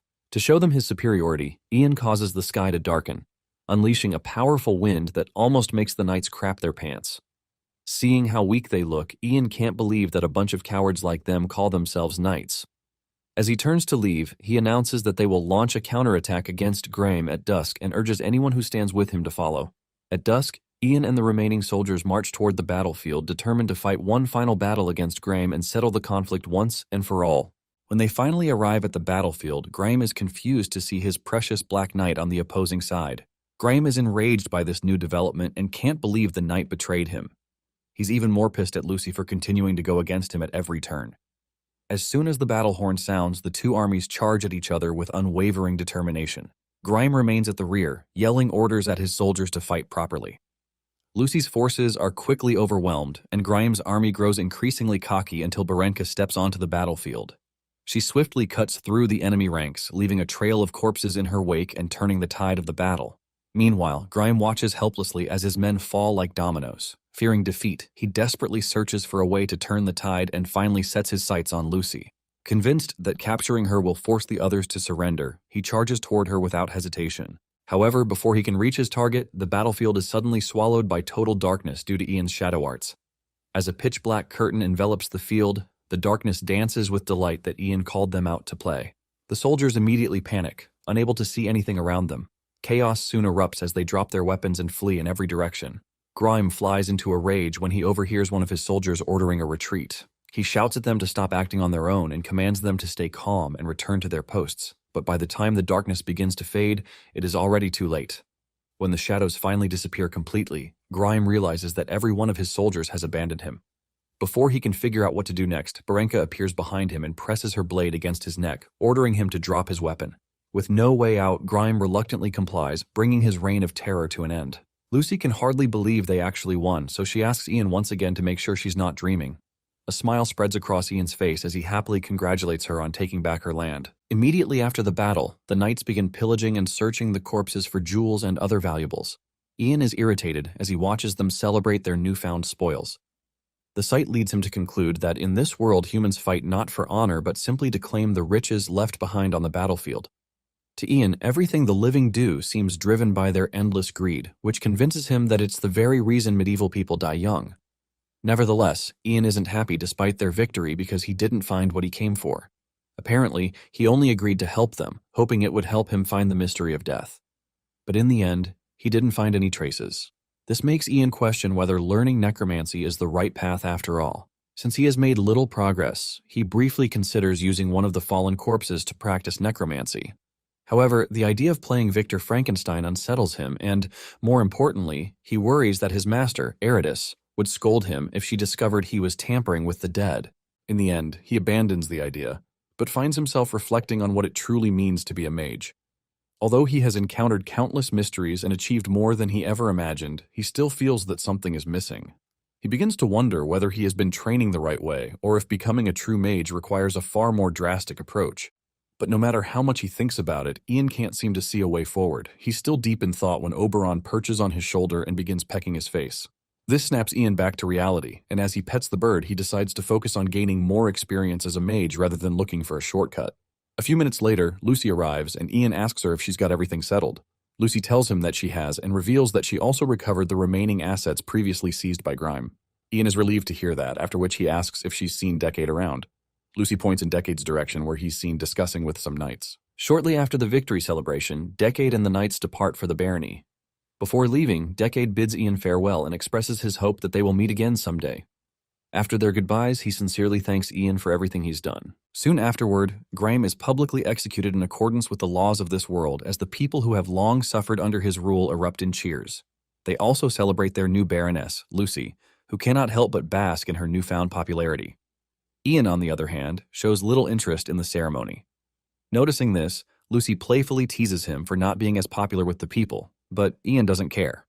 After all, people aren't exactly eager to praise a mage capable of placing curses on them. A short while later, Lucy tells Ian to get ready because they will be heading out soon. Confused, he asks what she means, and Lucy reminds him of the present she promised to give him. Only then does Ian remember that she had promised him a magic sword. A few hours later, Lucy is seen leading Ian and the others across a dangerous cliff. The whole journey leaves Ian unsettled because a single misstep will definitely send him plunging to his death. He can't help but suspect Lucy brought him here just to assassinate him so that she doesn't have to give him the magic sword she promised. Terrified by the thought, Ian asks Lucy if they are actually on the right path. Lucy happily assures him that they're almost there, which instantly puts his mind at ease. Besides, he believes an airhead like Lucy could never come up with such an elaborate scheme. Barenka is also uneasy about the journey, as she points out that it was a terrible idea to follow them for free. She then threatens to take 1 silver coin off her debt to Ian as payment. Ian can't believe how shameless she was when she was the one who was eager to follow them. Just then, Oberon returns from scouting the area and informs Ian that there are humans up ahead, a revelation that leaves Ian uneasy. When they finally arrive at their destination, Barenka tells them that the situation is dire. She had secretly scouted the area and found over 10 men standing outside. Lucy is stunned to hear this as Barenka reveals that there might even be up to 40 people in total, judging by the number of tents she saw earlier. Ian suspects they're grave robbers, and from their numbers he can tell they're a professional group with inside info. Lucy then excitedly suggests recklessly attacking the grave robbers, an idea Ian finds extremely dumb. However, Lucy insists they should attack, but Barenka lets her know that they're outnumbered by the grave robbers, so charging in recklessly means certain death. Lucy, however, believes that the robbers are no match for Barenka, but Barenka reminds her that she's not some superhuman monster. Lucy then asks Ian for his input, but Ian is too deep in thought to respond. After calling him several more times, Ian finally snaps out of it and tells her that he could probably give it a shot. Remembering how Ian defeated her with water magic last time, Barenka wonders what kind of devastating spell he plans to use this time. However, Ian assures her that he has no intention of doing anything too harsh. When Lucy asks what he has in mind, Ian excitedly reveals that he plans to give them a little scare since they are near a Tarian graveyard. That night, while standing guard outside the tomb, one of the robbers notices his companion scribbling something on the ground and asks what he is doing. The man explains that he is drawing holy symbols, and when asked why, he says they are meant to ward off ghosts. The other robber says he feels uneasy about the job and begins telling the legend surrounding the Tarian tomb. According to the tale, the first baron of the ancient Tarian noble family had a romantic relationship with the fairy queen. Before they can finish discussing the legend, the atmosphere suddenly becomes eerie. The guards freeze in fear when they notice a strange, gooey purple liquid spreading across the ground. Meanwhile, Ian manipulates the liquid from behind the scenes, casting a shadow spell to animate it into a ghost. The guards instantly freeze in fear as the massive blob's voice echoes through the forest, making things worse. As the scary blob closes in on them, the guards are too terrified to move an inch, and their torches suddenly go out, making it more terrifying. Thinking it's the ghost of the Baron coming after them for disturbing his tomb, the terrified robbers flee in fear, screaming, while the religious dude from earlier prays to his deity to save him. A few minutes later, the so-called ghost vanishes, and the dude is happy that his prayer was answered.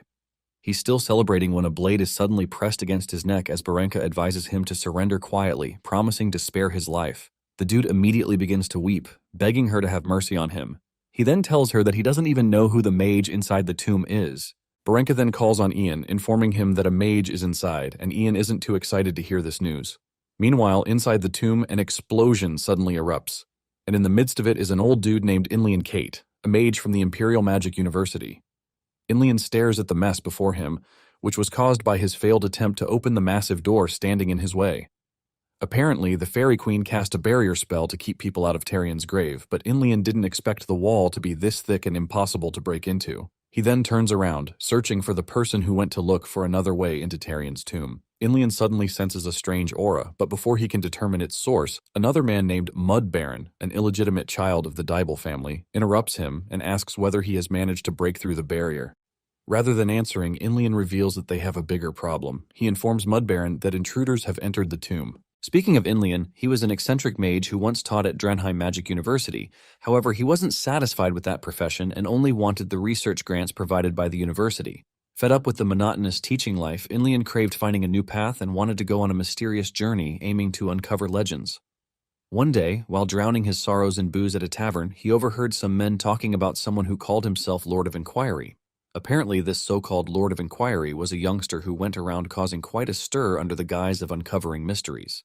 His true identity was the wayward bastard son of the Dibel family, and his target was the Tarian barony, where he intended to find a treasure left by the late Baron. After hearing about this news in the tavern, Inlian took a leave of absence from school. He was so excited at the thought of finding a legendary magic sword.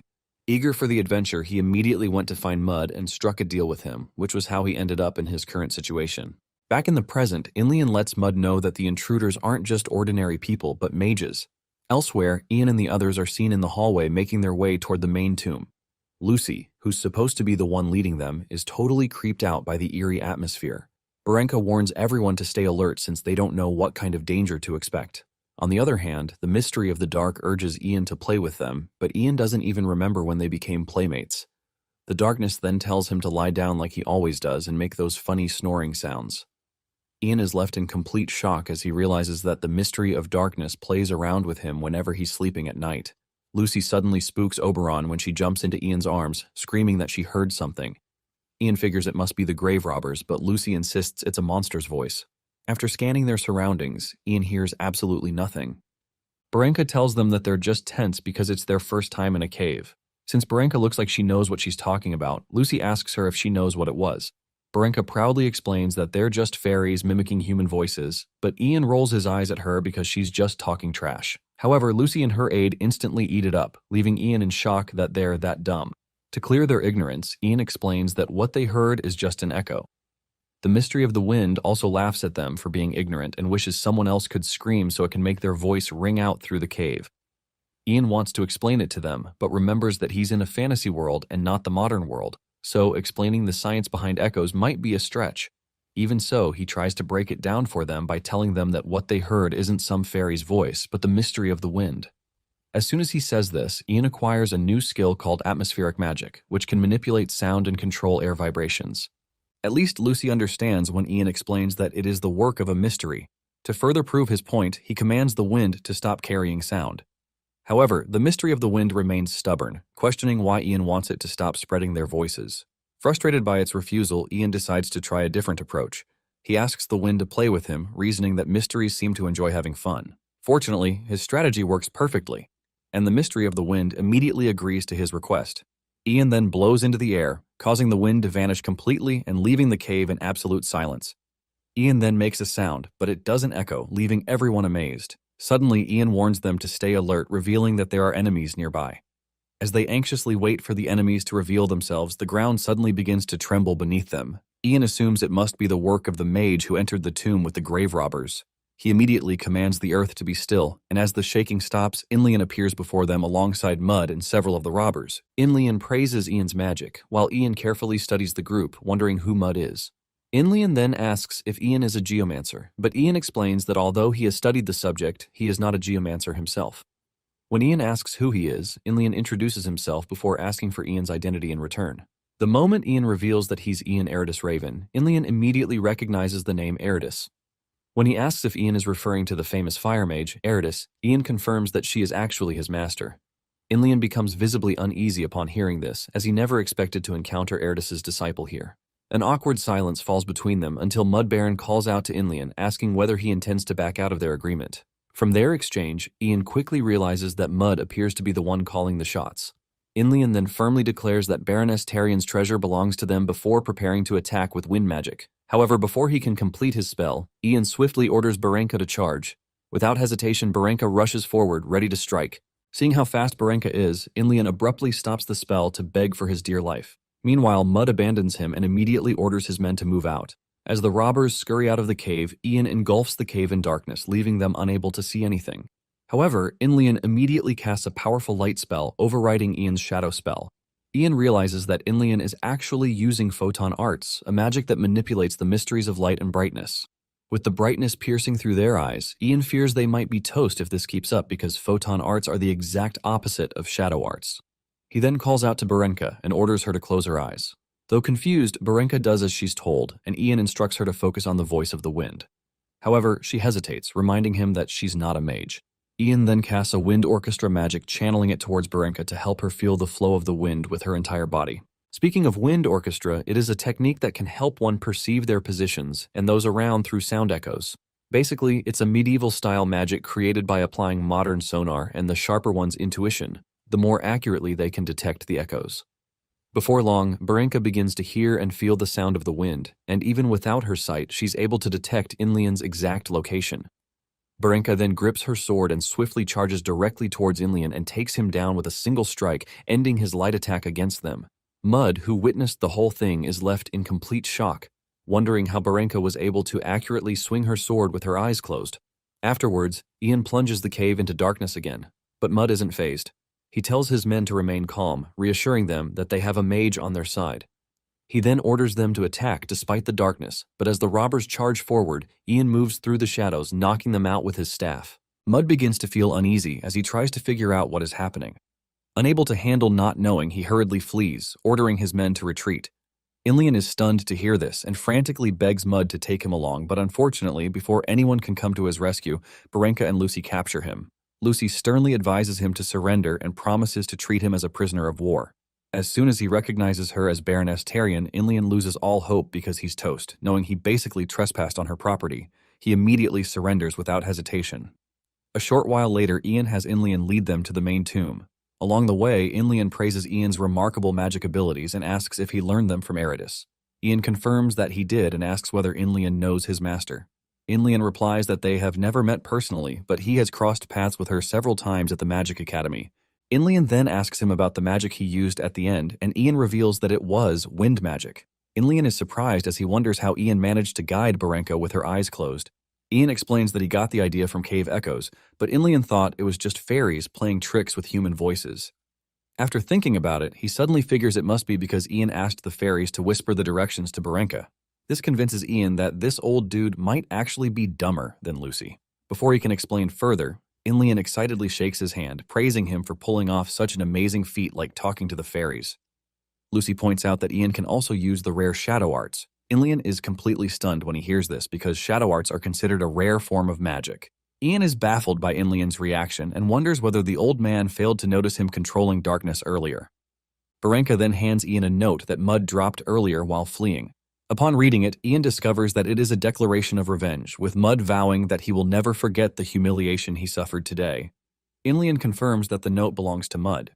When Ian asks whether Mud is a baron, Inlian confirms that he is. Apparently, Mud is known as the Mud Baron, the illegitimate son of Count Dibel. According to Inlian, Mud was abandoned by Count Dibel and now he's a grave robber. Ian is trying to digest the information when Inlian asks him about the contents of the note because his eyes are failing him due to old age. However, Ian is too lazy to translate and simply brushes him off. A few moments later, they finally reach the massive door of the main tomb, which Inlian was trying to break down earlier. Ian then asks him if the late Baron's tomb is behind the massive door. Inlian confirms this and explains that they've tried everything to open the door, but nothing worked. Ian wonders whether to use the mystery of the earth to trigger an earthquake, but he doubts the mystery would cooperate with him. Besides, if it does, they might end up being buried alive inside the cave, so he quickly drops the idea. Lucy's aide tells them not to worry, revealing that Lucy should be able to open the door without any hassle. Lucy is surprised to hear this, as the aide shows her where it is written in the legend that a fairy liaison can open the door. However, when Lucy asks him what a fairy liaison means, the aide completely zones out because the book didn't exactly define it. Ian grows frustrated, but just as he's about to give up, Inlian points out that there is an inscription carved into the door.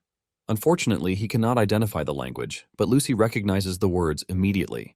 Ian asks if she can read it, and she confirms it before reciting the inscription, which translates to a simple promise that the speaker will never forget their friendship. The moment the final words leave her lips, the inscription begins to glow as the massive door slowly swings open. With that, Ian finally confirms that Lucy is indeed a descendant of the Tyrion family, and Lucy proudly embraces her heritage without hesitation. After entering the tomb, Ian asks her what language the inscription is written in. Lucy explains that it is the language of the fairies, though she doesn't actually understand its meaning. She reveals that her father taught her how to read it, so she simply memorized the words. A few moments later, the group comes across the late Baron's coffin, and Ian notices a weird stone resting on top of it. Curious, Lucy eagerly rushes over to examine it, but Inlian quickly pulls her back, warning her not to touch it. When Ian asks why, Inlian reluctantly reveals that the stone is the tomb of the Fairy Queen. Ian also senses that something terrible will happen if they touch the stone. He then asks Inlian why the Fairy Queen's tomb is sitting on top of the Baron's coffin. Inlian explains that it must be to protect the Baron's body even in death to prevent anyone from disturbing his rest. Although Lucy made the story of the Baron and the Fairy Queen sound like some Romeo and Juliet love story, Ian feels it seems more like an obsessive thriller. In his imagination, the Fairy Queen definitely forced the Baron, and because of her obsession, she refuses to let him go, even in death. Lucy's voice soon snaps him back to reality, telling him to come over.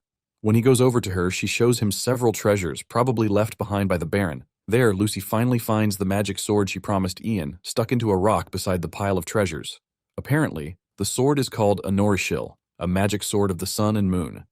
Ian is a bit disappointed because according to the legend he read, he was expecting it to be a bit bigger, but in reality, it looks smaller than expected. However, for some unknown reason, Ian can't seem to take his eyes off the sword as if it were calling to his soul. Lucy then urges him to pull out the sword. As soon as he grips the hilt, the sword comes out of the stone easily. Ian focuses his senses to feel the power of the sword, making him realize it's enchanted with some kind of magic. After examining it closely, he concludes that the sword radiates both a warm and a cold aura because it was forged from the power of the sun and the moon. To test its true strength, Ian orders it to awaken, and the sword immediately responds, bursting to life with a fiery glow, leaving everyone amazed. Lucy asks how he did it, and Ian explains that he just channeled the mystery of fire into the sword since it was made with the power of the sun and moon. Lucy excitedly praises him, but Inlian lets him know that he used it wrongly. Ian admits that Inlian is right since he used the mystery of fire instead of the mystery of the sun. Inlian then reassures him that he'll figure out the proper way to use the sword once he gets used to it. Ian assures Inlian that he will certainly research more about it. This is because Ian hasn't learned how to channel grand mysteries like the sun and moon. However, he believes he should be able to use such powers once he gets stronger. On the other hand, Lucy is pleased that Ian seems to like her gift, and when she asks him what he thinks, Ian confirms that he loves it, after which he thanks her for letting him have the sword. Lucy is over the moon to hear this and feels relieved that she was able to pay him back for everything he did for her. Baranka then suggests they head back out because she's a little hungry. A few moments later, the group finally makes their way out of the cave, where Ian asks Lucy when she started studying fairy language. Lucy reveals that she has been doing it since she was young because her father made it compulsory for everyone in the Tyrion family. That night, the group decides to camp outside the cave. While everyone is fast asleep, Inlian suddenly shakes Ian awake, telling him he senses a strange presence lurking outside. Ian reaches out with his own senses and detects it as well, but neither of them can identify what it is. However, Inlian believes that the mysterious thing seems to be targeting them. Shortly after, Ian heads out with Inlian and Barenka to check it out, but they come up empty. However, Inlian insists he sensed a mysterious presence earlier. Ian wonders if the grave robbers returned, but Inlian believes it was closer to a mystery than a human presence. Ian is taken aback to hear this, and just then Oberon returns from scanning the area. Ian asks if it found anything, and Oberon replies that it did. The bird tells them that it found tiny human-like beings lurking in the bushes. At first, Ian finds this hard to believe, but still asks Oberon where he found them. Oberon uses one of its wings to point the direction of the tiny humans, while Ian activates his shadow vision to find them through the darkness. But after searching for a while, he still doesn't see anything out of the ordinary. Just as he's about to give up, Ian suddenly freezes when he sees the tiny fairies hiding inside the bushes, leaving him wondering what they are. The little creatures seemed more afraid than hostile, making Ian wonder what they were doing. A scream for help suddenly rings out, spooking Oberon, prompting the bird to flap around restlessly. Ian then orders the bird to calm down, and when it does, Oberon points in another direction, telling Ian that there's a monster there. When Ian looks up, it turns out to be a giant owl minding its business. On the other hand, Lucy is terrified and quickly darts behind Barenka, who lets her know the so-called monster is just a bird. Ian recognizes the bird as a great horned owl and figures the fairies must have been terrified of it, which is why they looked so fearful. He then orders the owl to come down, but it doesn't respond. Ian stretches out his staff as he promises not to hurt it as long as it comes down. The owl finally obeys and perches on Ian's staff. Ian then feeds it a few crumbs, and when Lucy asks what he gave it, Ian explains that they were leftovers from dinner. Inlian is amazed that Ian can also communicate with animals. Ian then walks toward the fairies to show them that the owl is harmless, but the moment it slowly turns its head toward them in an eerie manner, the tiny fairies nearly burst into tears from fright. Ian quickly reassures them that they have nothing to fear. Gathering their courage, the fairies explain that they have come to see him. When Ian asks why, one of them blurts out, begging him to return their sword. Before Ian can respond, the owl suddenly takes flight with a loud hoot, startling the fairies and sending them into a panic. Meanwhile, Lucy is mesmerized by the cute fairies and tells Ian to give them the sword no matter the reason. Ian orders her to shut her trap, after which he pulls out the magic sword, asking if it's the same one they want. The fairies reply that it is, explaining that they can't weave any fabric without the sword. Ian is confused to hear this, as he wonders how exactly a sword can be used to weave fabric. However, the fairies explain that they use the power of the sun and moon from the sword to weave fabric from jewel beetle silk. Apparently, the fabric they weave with this method is called shinmora. Ian is even more confused because he has never heard that name before. In contrast, Inlian and Lucy instantly recognize it as fairy silk, which is very expensive. Even so, Ian has never heard about fairy silk, so Inlian explains that it is a silk woven by fairies. Apparently, this silk is a magical fabric that stays cool in summer and warm in winter. According to Inlian, fairy silk is so extraordinarily rare that it is considered priceless. Lucy adds that it is so difficult to obtain that even an imperial duke would struggle to acquire a single piece. However, Ian's reaction to all this makes it clear he doesn't care for the so-called silk of the gods. Thinking he finally understands their plight, the fairies firmly let him know that they need the sword to create their fabric. They also point out that the sword belongs to them because it was crafted by their queen and her artisans. After making their point, they buzz around like mosquitoes in Ian's ear, begging him to give them back the sword. But Ian bluntly refuses, leaving the fairies in complete shock. Ian then casually asks them why they think the sword belongs to them. One of the fairies explains that it's because they've been the ones using it. Ian tells them that it actually belongs to Lucy's family, and since Lucy gifted it to him, the sword technically belongs to him. The fairy is devastated when she finally realizes that Ian makes sense. Just then, another regal fairy steps in to mediate and orders the other fairies to calm down. It turns out she's their current queen, and she scolds them for being rude to their benefactor's descendants. But the fairy from earlier lets her know that Ian isn't the descendant of their benefactor. However, this only infuriates her as she clearly explains that Tarian's descendant already transferred ownership of the sword to Ian, so it belongs to him. The fairy tries to protest, but the queen pays her no mind. Instead, she immediately turns to Ian and apologizes for her subordinate's rude behavior toward him. Ian tells her not to bother about it, after which the queen questions which one of them is Baroness Tarian's descendant. Ian points to Lucy, and the moment the queen sets her eyes on her, she can instantly tell that Lucy is Tarian's descendant because of the golden aura around her. She then sincerely begs Ian to lend them his magic sword in exchange for some fairy silk. The moment Lucy hears the offer, her eyes light up and she immediately begins calculating the fortune a single piece of the fabric could fetch. But to everyone's shock, Ian instantly rejects the offer. When Lucy asks him why, Ian makes it clear that he couldn't care less for some measly silk. He lets them know he'd rather spend his time researching the sword than making money. Lucy concludes that Ian is indeed a dedicated mage, but she still feels he's insane for turning down such a good offer. After all, in this world, mages are practically considered to be lunatics. Inlian, who understands what it means to crave a mysterious adventure, finds Ian's dedication commendable.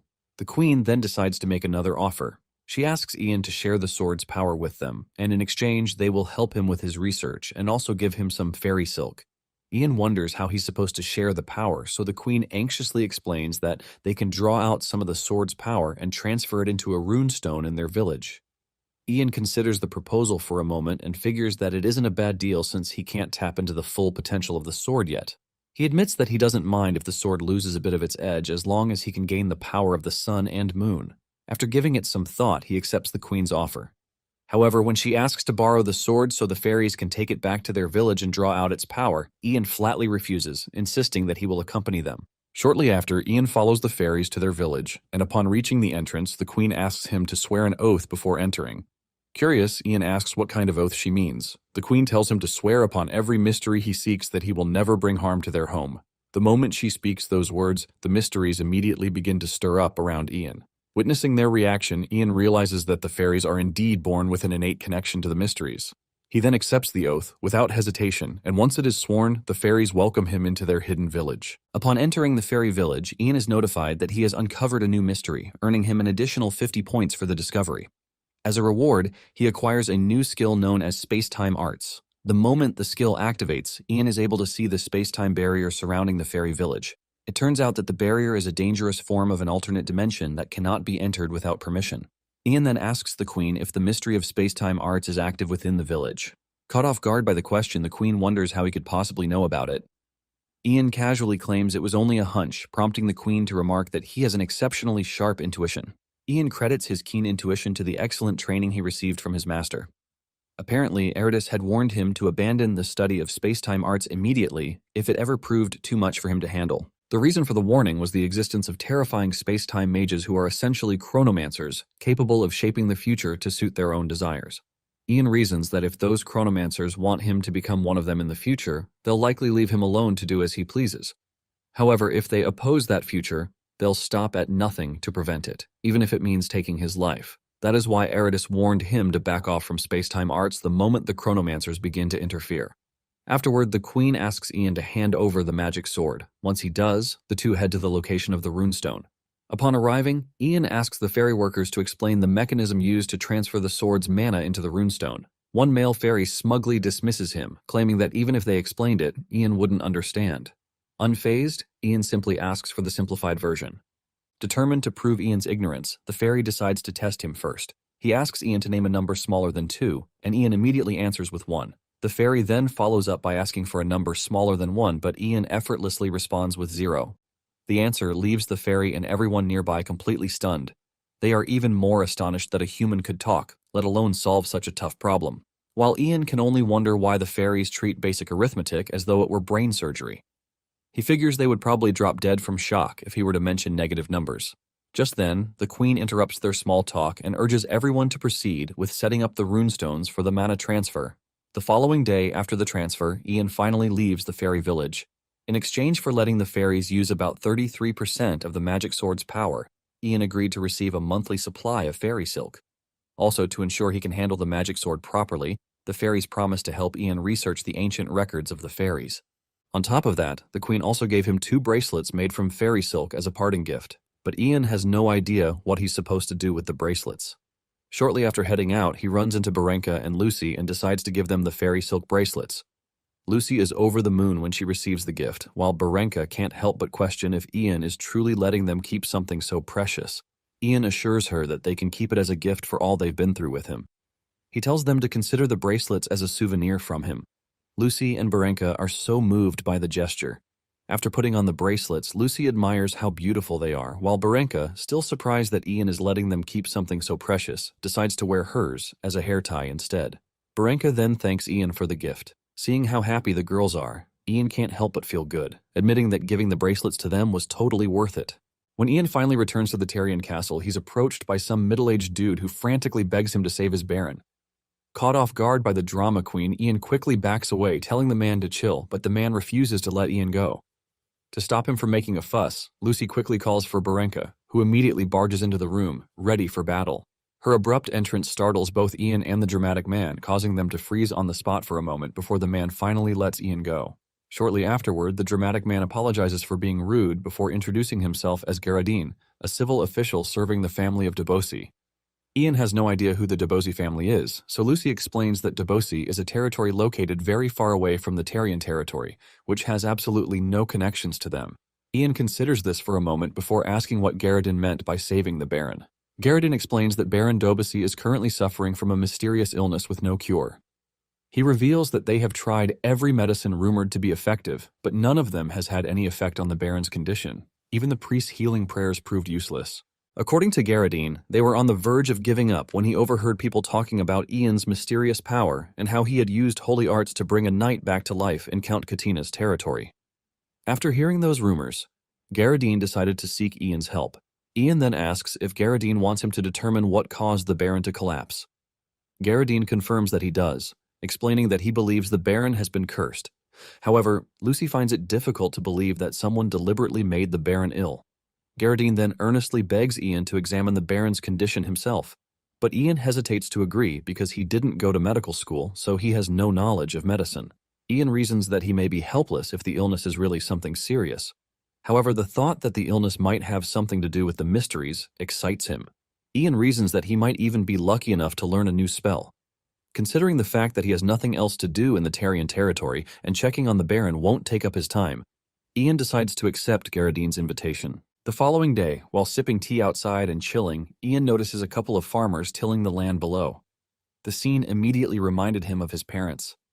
Looking back on how he used to live, Ian still can't believe he's a mage now instead of farming with his parents. Watching the farmers work, Ian can't help but feel that life is truly unpredictable. Ian's thoughts are suddenly interrupted when Barenka arrives, asking what he's doing outside. Ian is a bit taken aback by how stunningly different she looks without her black armor. Barenka soon notices Ian is staring at her, so she asks him if there's something on her face. Flustered, Ian quickly shifts his gaze, brushing off her concern. Barenka then asks Ian if he plans to return to Tarian after visiting Baron Debosi. However, Ian replies that he doesn't, revealing that he intends to continue traveling farther north once his visit is over. This surprises Barenka, and when Ian notices the change in her demeanor, he asks if something is bothering her. Barenka admits that she's simply a little surprised. When Ian asks what she means, she reveals that she had assumed he liked Lucy. Ian almost gags when he hears this, as he struggles to understand how she could have reached such a conclusion. Barenka explains that she thought Ian wouldn't choose to travel so far away since he had feelings for Lucy. Ian can't believe that's what she assumed, but Barenka insists it wasn't just her imagination, pointing out that he and Lucy seemed really close. Ian explains that it's only because Lucy has a naturally friendly personality. Slightly caught off guard by his response, Barenka asks if they really are just friends. Ian confirms it without the slightest hesitation, leaving Barenka with nothing more to say. Even so, Ian can't shake the feeling that she's still holding something back. However, Barenka simply excuses herself while Ian lets her go without saying anything more. But just before leaving, Barenka decides to give him a piece of advice. She warns him that if he keeps being nice to every woman he meets, he's going to regret it someday. Unfortunately, Ian has no clue what she means. Without explaining further, Barenka takes her leave while reminding him to make sure to explain things properly to Lucy. However, Ian has no clue what she wants him to explain. After completing his preparations, the time for Ian's departure drew near. Before leaving the territory, the first thing he wanted to do was apologize to Lucy. He planned to visit Baron Debosi, after which he would continue searching for mysteries and eventually return to the university. Before setting off, Ian also stopped by to bid Professor Inlian farewell. The professor invited him to visit the university again someday and even offered him a position as an assistant professor, but Ian flat out rejected the offer. With that done, Ian went to see Lucy as the day of his departure approached. Upon meeting him, Lucy excitedly shares her latest business idea to make clothes out of the monthly supply of fairy silk and sell them. She excitedly tells him that they could make a fortune from this. Ian immediately gives her the go-ahead, but Lucy tells him that she doesn't have any artisans who can handle such a precious fabric. She suggests he bring back a few on his way back from Debosi after treating the Baron. Ian is caught off guard by the idea. Seeing the expression on his face, Lucy asks him if her suggestion will inconvenience him in any way. But to her shock, Ian lets her know that he won't be returning to Tarion anytime soon. Lucy asks him if he isn't coming back right after checking on Baron Dobasi. Ian informs her that he's actually heading north, but Lucy points out that they are already in the north, prompting Ian to clarify that he's heading further north beyond the Imperial territory. Still clinging to hope, Lucy asks when he plans to return to Tarion. Ian considers it for a moment before admitting that he honestly has no idea. He then explains that he intends to continue traveling in search of mysteries and will likely return in 3 or 4 years, mainly to check on the stockpile of fairy silk. Lucy's expression instantly darkens when she hears this, especially after hearing that Ian planned to return only to inspect the fairy silk. Startled by her sudden change in mood, Ian quickly asks if she's all right. However, Lucy simply apologizes and quietly asks him to leave, leaving Ian completely bewildered. From that day on, Lucy started avoiding Ian no matter how many times he tried to check on her. After an entire week without seeing Lucy, Ian begins to grow worried, especially since he has already finished all of his preparations in the Tarion territory. He feels that lingering any longer will only waste his precious time, yet he still can't understand why Lucy has been acting so strangely when they aren't even saying goodbye forever. Recalling how she looked after their conversation a week ago, Ian feels she looked like she couldn't accept the fact that he was leaving. Even so, Ian can't figure out what he did wrong. In his mind, he was simply setting off on a journey and planned to eventually return. Unable to make sense of it, he racks his brain, trying to figure out where he had gone wrong. Just then, Berenka arrives with Garradine, who asks whether they can finally depart today. Ian falls silent for a moment before turning his gaze toward Lucy's chambers. He had wanted to say a proper farewell to her before leaving, but since things have turned out this way, he finally makes up his mind to leave without seeing her, as he tells Garradine that they can now set out. Meanwhile, Lucy remains alone in her room, heartbroken as she quietly stares at the fairy silk bracelet Ian had given her. Shortly after, Lucy's maid comes to inform her of Ian's arrival, telling her that he's departing now. Lucy simply thanks her for the information, and after the maid leaves, she crouches on the ground, wondering what is wrong with her while tugging at the bracelet. Lucy admits that all she feels is loneliness whenever she thinks of Ian. She notes that the relationship between them was simply contractual at first because he was just helping her escape darkness. However, after spending time together with him, she began to grow greedy for more. Lucy also admits that she doesn't just want Ian's magic, but she also wants him by her side. She then blames herself for thinking Ian felt the same way as she did. Now that everything has become clear, Lucy doesn't even know how to look him in the eye anymore. Lucy fears Ian will probably be disgusted if she tells him how she really feels. Lucy admits that she's afraid of being rejected. Even so, she doesn't want to keep avoiding him like this and fears she might never see him again if she keeps hesitating. Lucy questions whether it's really okay for Ian to leave without even saying goodbye. Unable to let that happen, she quickly rushes out of her chambers, yelling that she won't let things end this way. Fortunately, Lucy rushes out into the hallway just before Ian takes his leave. Ian is a bit taken aback to finally see her after trying for so long. Lucy wonders why he's still there, and Ian explains that Berenka told him it would be rude to leave without saying goodbye, so he came back. Lucy is quite happy to hear this, while Ian asks how she's feeling now. Lucy guiltily explains that she wasn't actually sick but just frustrated. Ian wonders why she would be frustrated, so Lucy explains that it's because he's leaving so soon. Ian cluelessly asks what she means, reminding her that his job in the Tarion territory is already done. Lucy tells him that she knows exactly why she's so frustrated, especially because Ian is too ready to just end things according to their contract. Before Ian can say anything, Lucy suddenly grabs him, asking if he really has to leave. She also asks if his magic study is that important. Seeing the sad look on her face, Ian instantly concludes that Lucy must have grown quite attached to him. He then reassures her that he will certainly return as soon as possible and tells her to do whatever she wants with the fairy silk. Hearing this, Lucy lets go of his hand and, after a brief moment of silence, she suddenly grabs his face. Before Ian can even figure out what is happening, Lucy suddenly kisses him, after which she reminds him to keep his promise. She also threatens to raise an army and hunt him down if he tries to run off somewhere else. Though flustered by the sudden emotional roller coaster, Ian happily agrees to remember his promise. They then wrap themselves in each other's embrace, saying their final farewells. Soon afterward, Ian departs with Berenka and Garradine. But he soon notices that there are more people following him than when he went to Tarion. The priest who previously followed Lucy also joined Ian on the journey. Ian didn't expect him to tag along, but the priest offered to help after hearing that Baron Dobasi's illness might be a result of a curse. Looking back on all the religious folks he has met so far, Ian admits that the religious ones in this world are surprisingly decent. Even so, he's still not sure about this priest who seemed sus when he mentioned that Ian's status will skyrocket if he manages to break the Baron's curse. Berenka soon snaps Ian back to reality, and when he asks what she wants, Berenka asks him if he properly said goodbye to Lucy. This immediately reminds Ian about Lucy's sudden kiss, which turns out to be his first kiss. Frustrated by the look on Ian's face, Barinka tells him that she needs to quickly pay him back and leave because she can't stand watching him and Lucy flirt with each other anymore. Before Ian can respond to the accusation, he suddenly senses something lurking around. While he's still trying to make sense of it, a soldier rushes over to inform him that there's a huge group of bandits ahead. Before Ian can figure out what he's talking about, they suddenly come face to face with a large group of armed men, blocking their path. The leader of the group smugly remarks on Ian's group as if they were prey for him. When Barinka demands to know who he is, the man introduces himself as Baron Damon. Ian is instantly drained when he hears that he has to deal with yet another Baron. Garradine racks his brain trying to recall where he has heard Damon's name before. The priest then asks Damon which territory he's from. Damon and his subordinates burst into laughter at the question as Damon announces that they're all standing on his territory. Meanwhile, Ian quietly watches the entire exchange from the back, regarding Damon and his lackeys as nothing more than a bunch of clowns. Baron then declares that they must pay a toll, claiming he was the one who built the road they're walking on.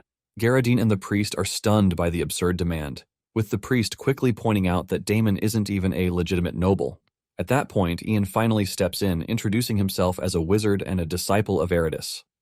However, Damon doesn't take him seriously. Instead, he casually calls over a young woman with voluminous red hair from his group and asks if she knows Ian, but the girl admits she's never heard of anyone by that name.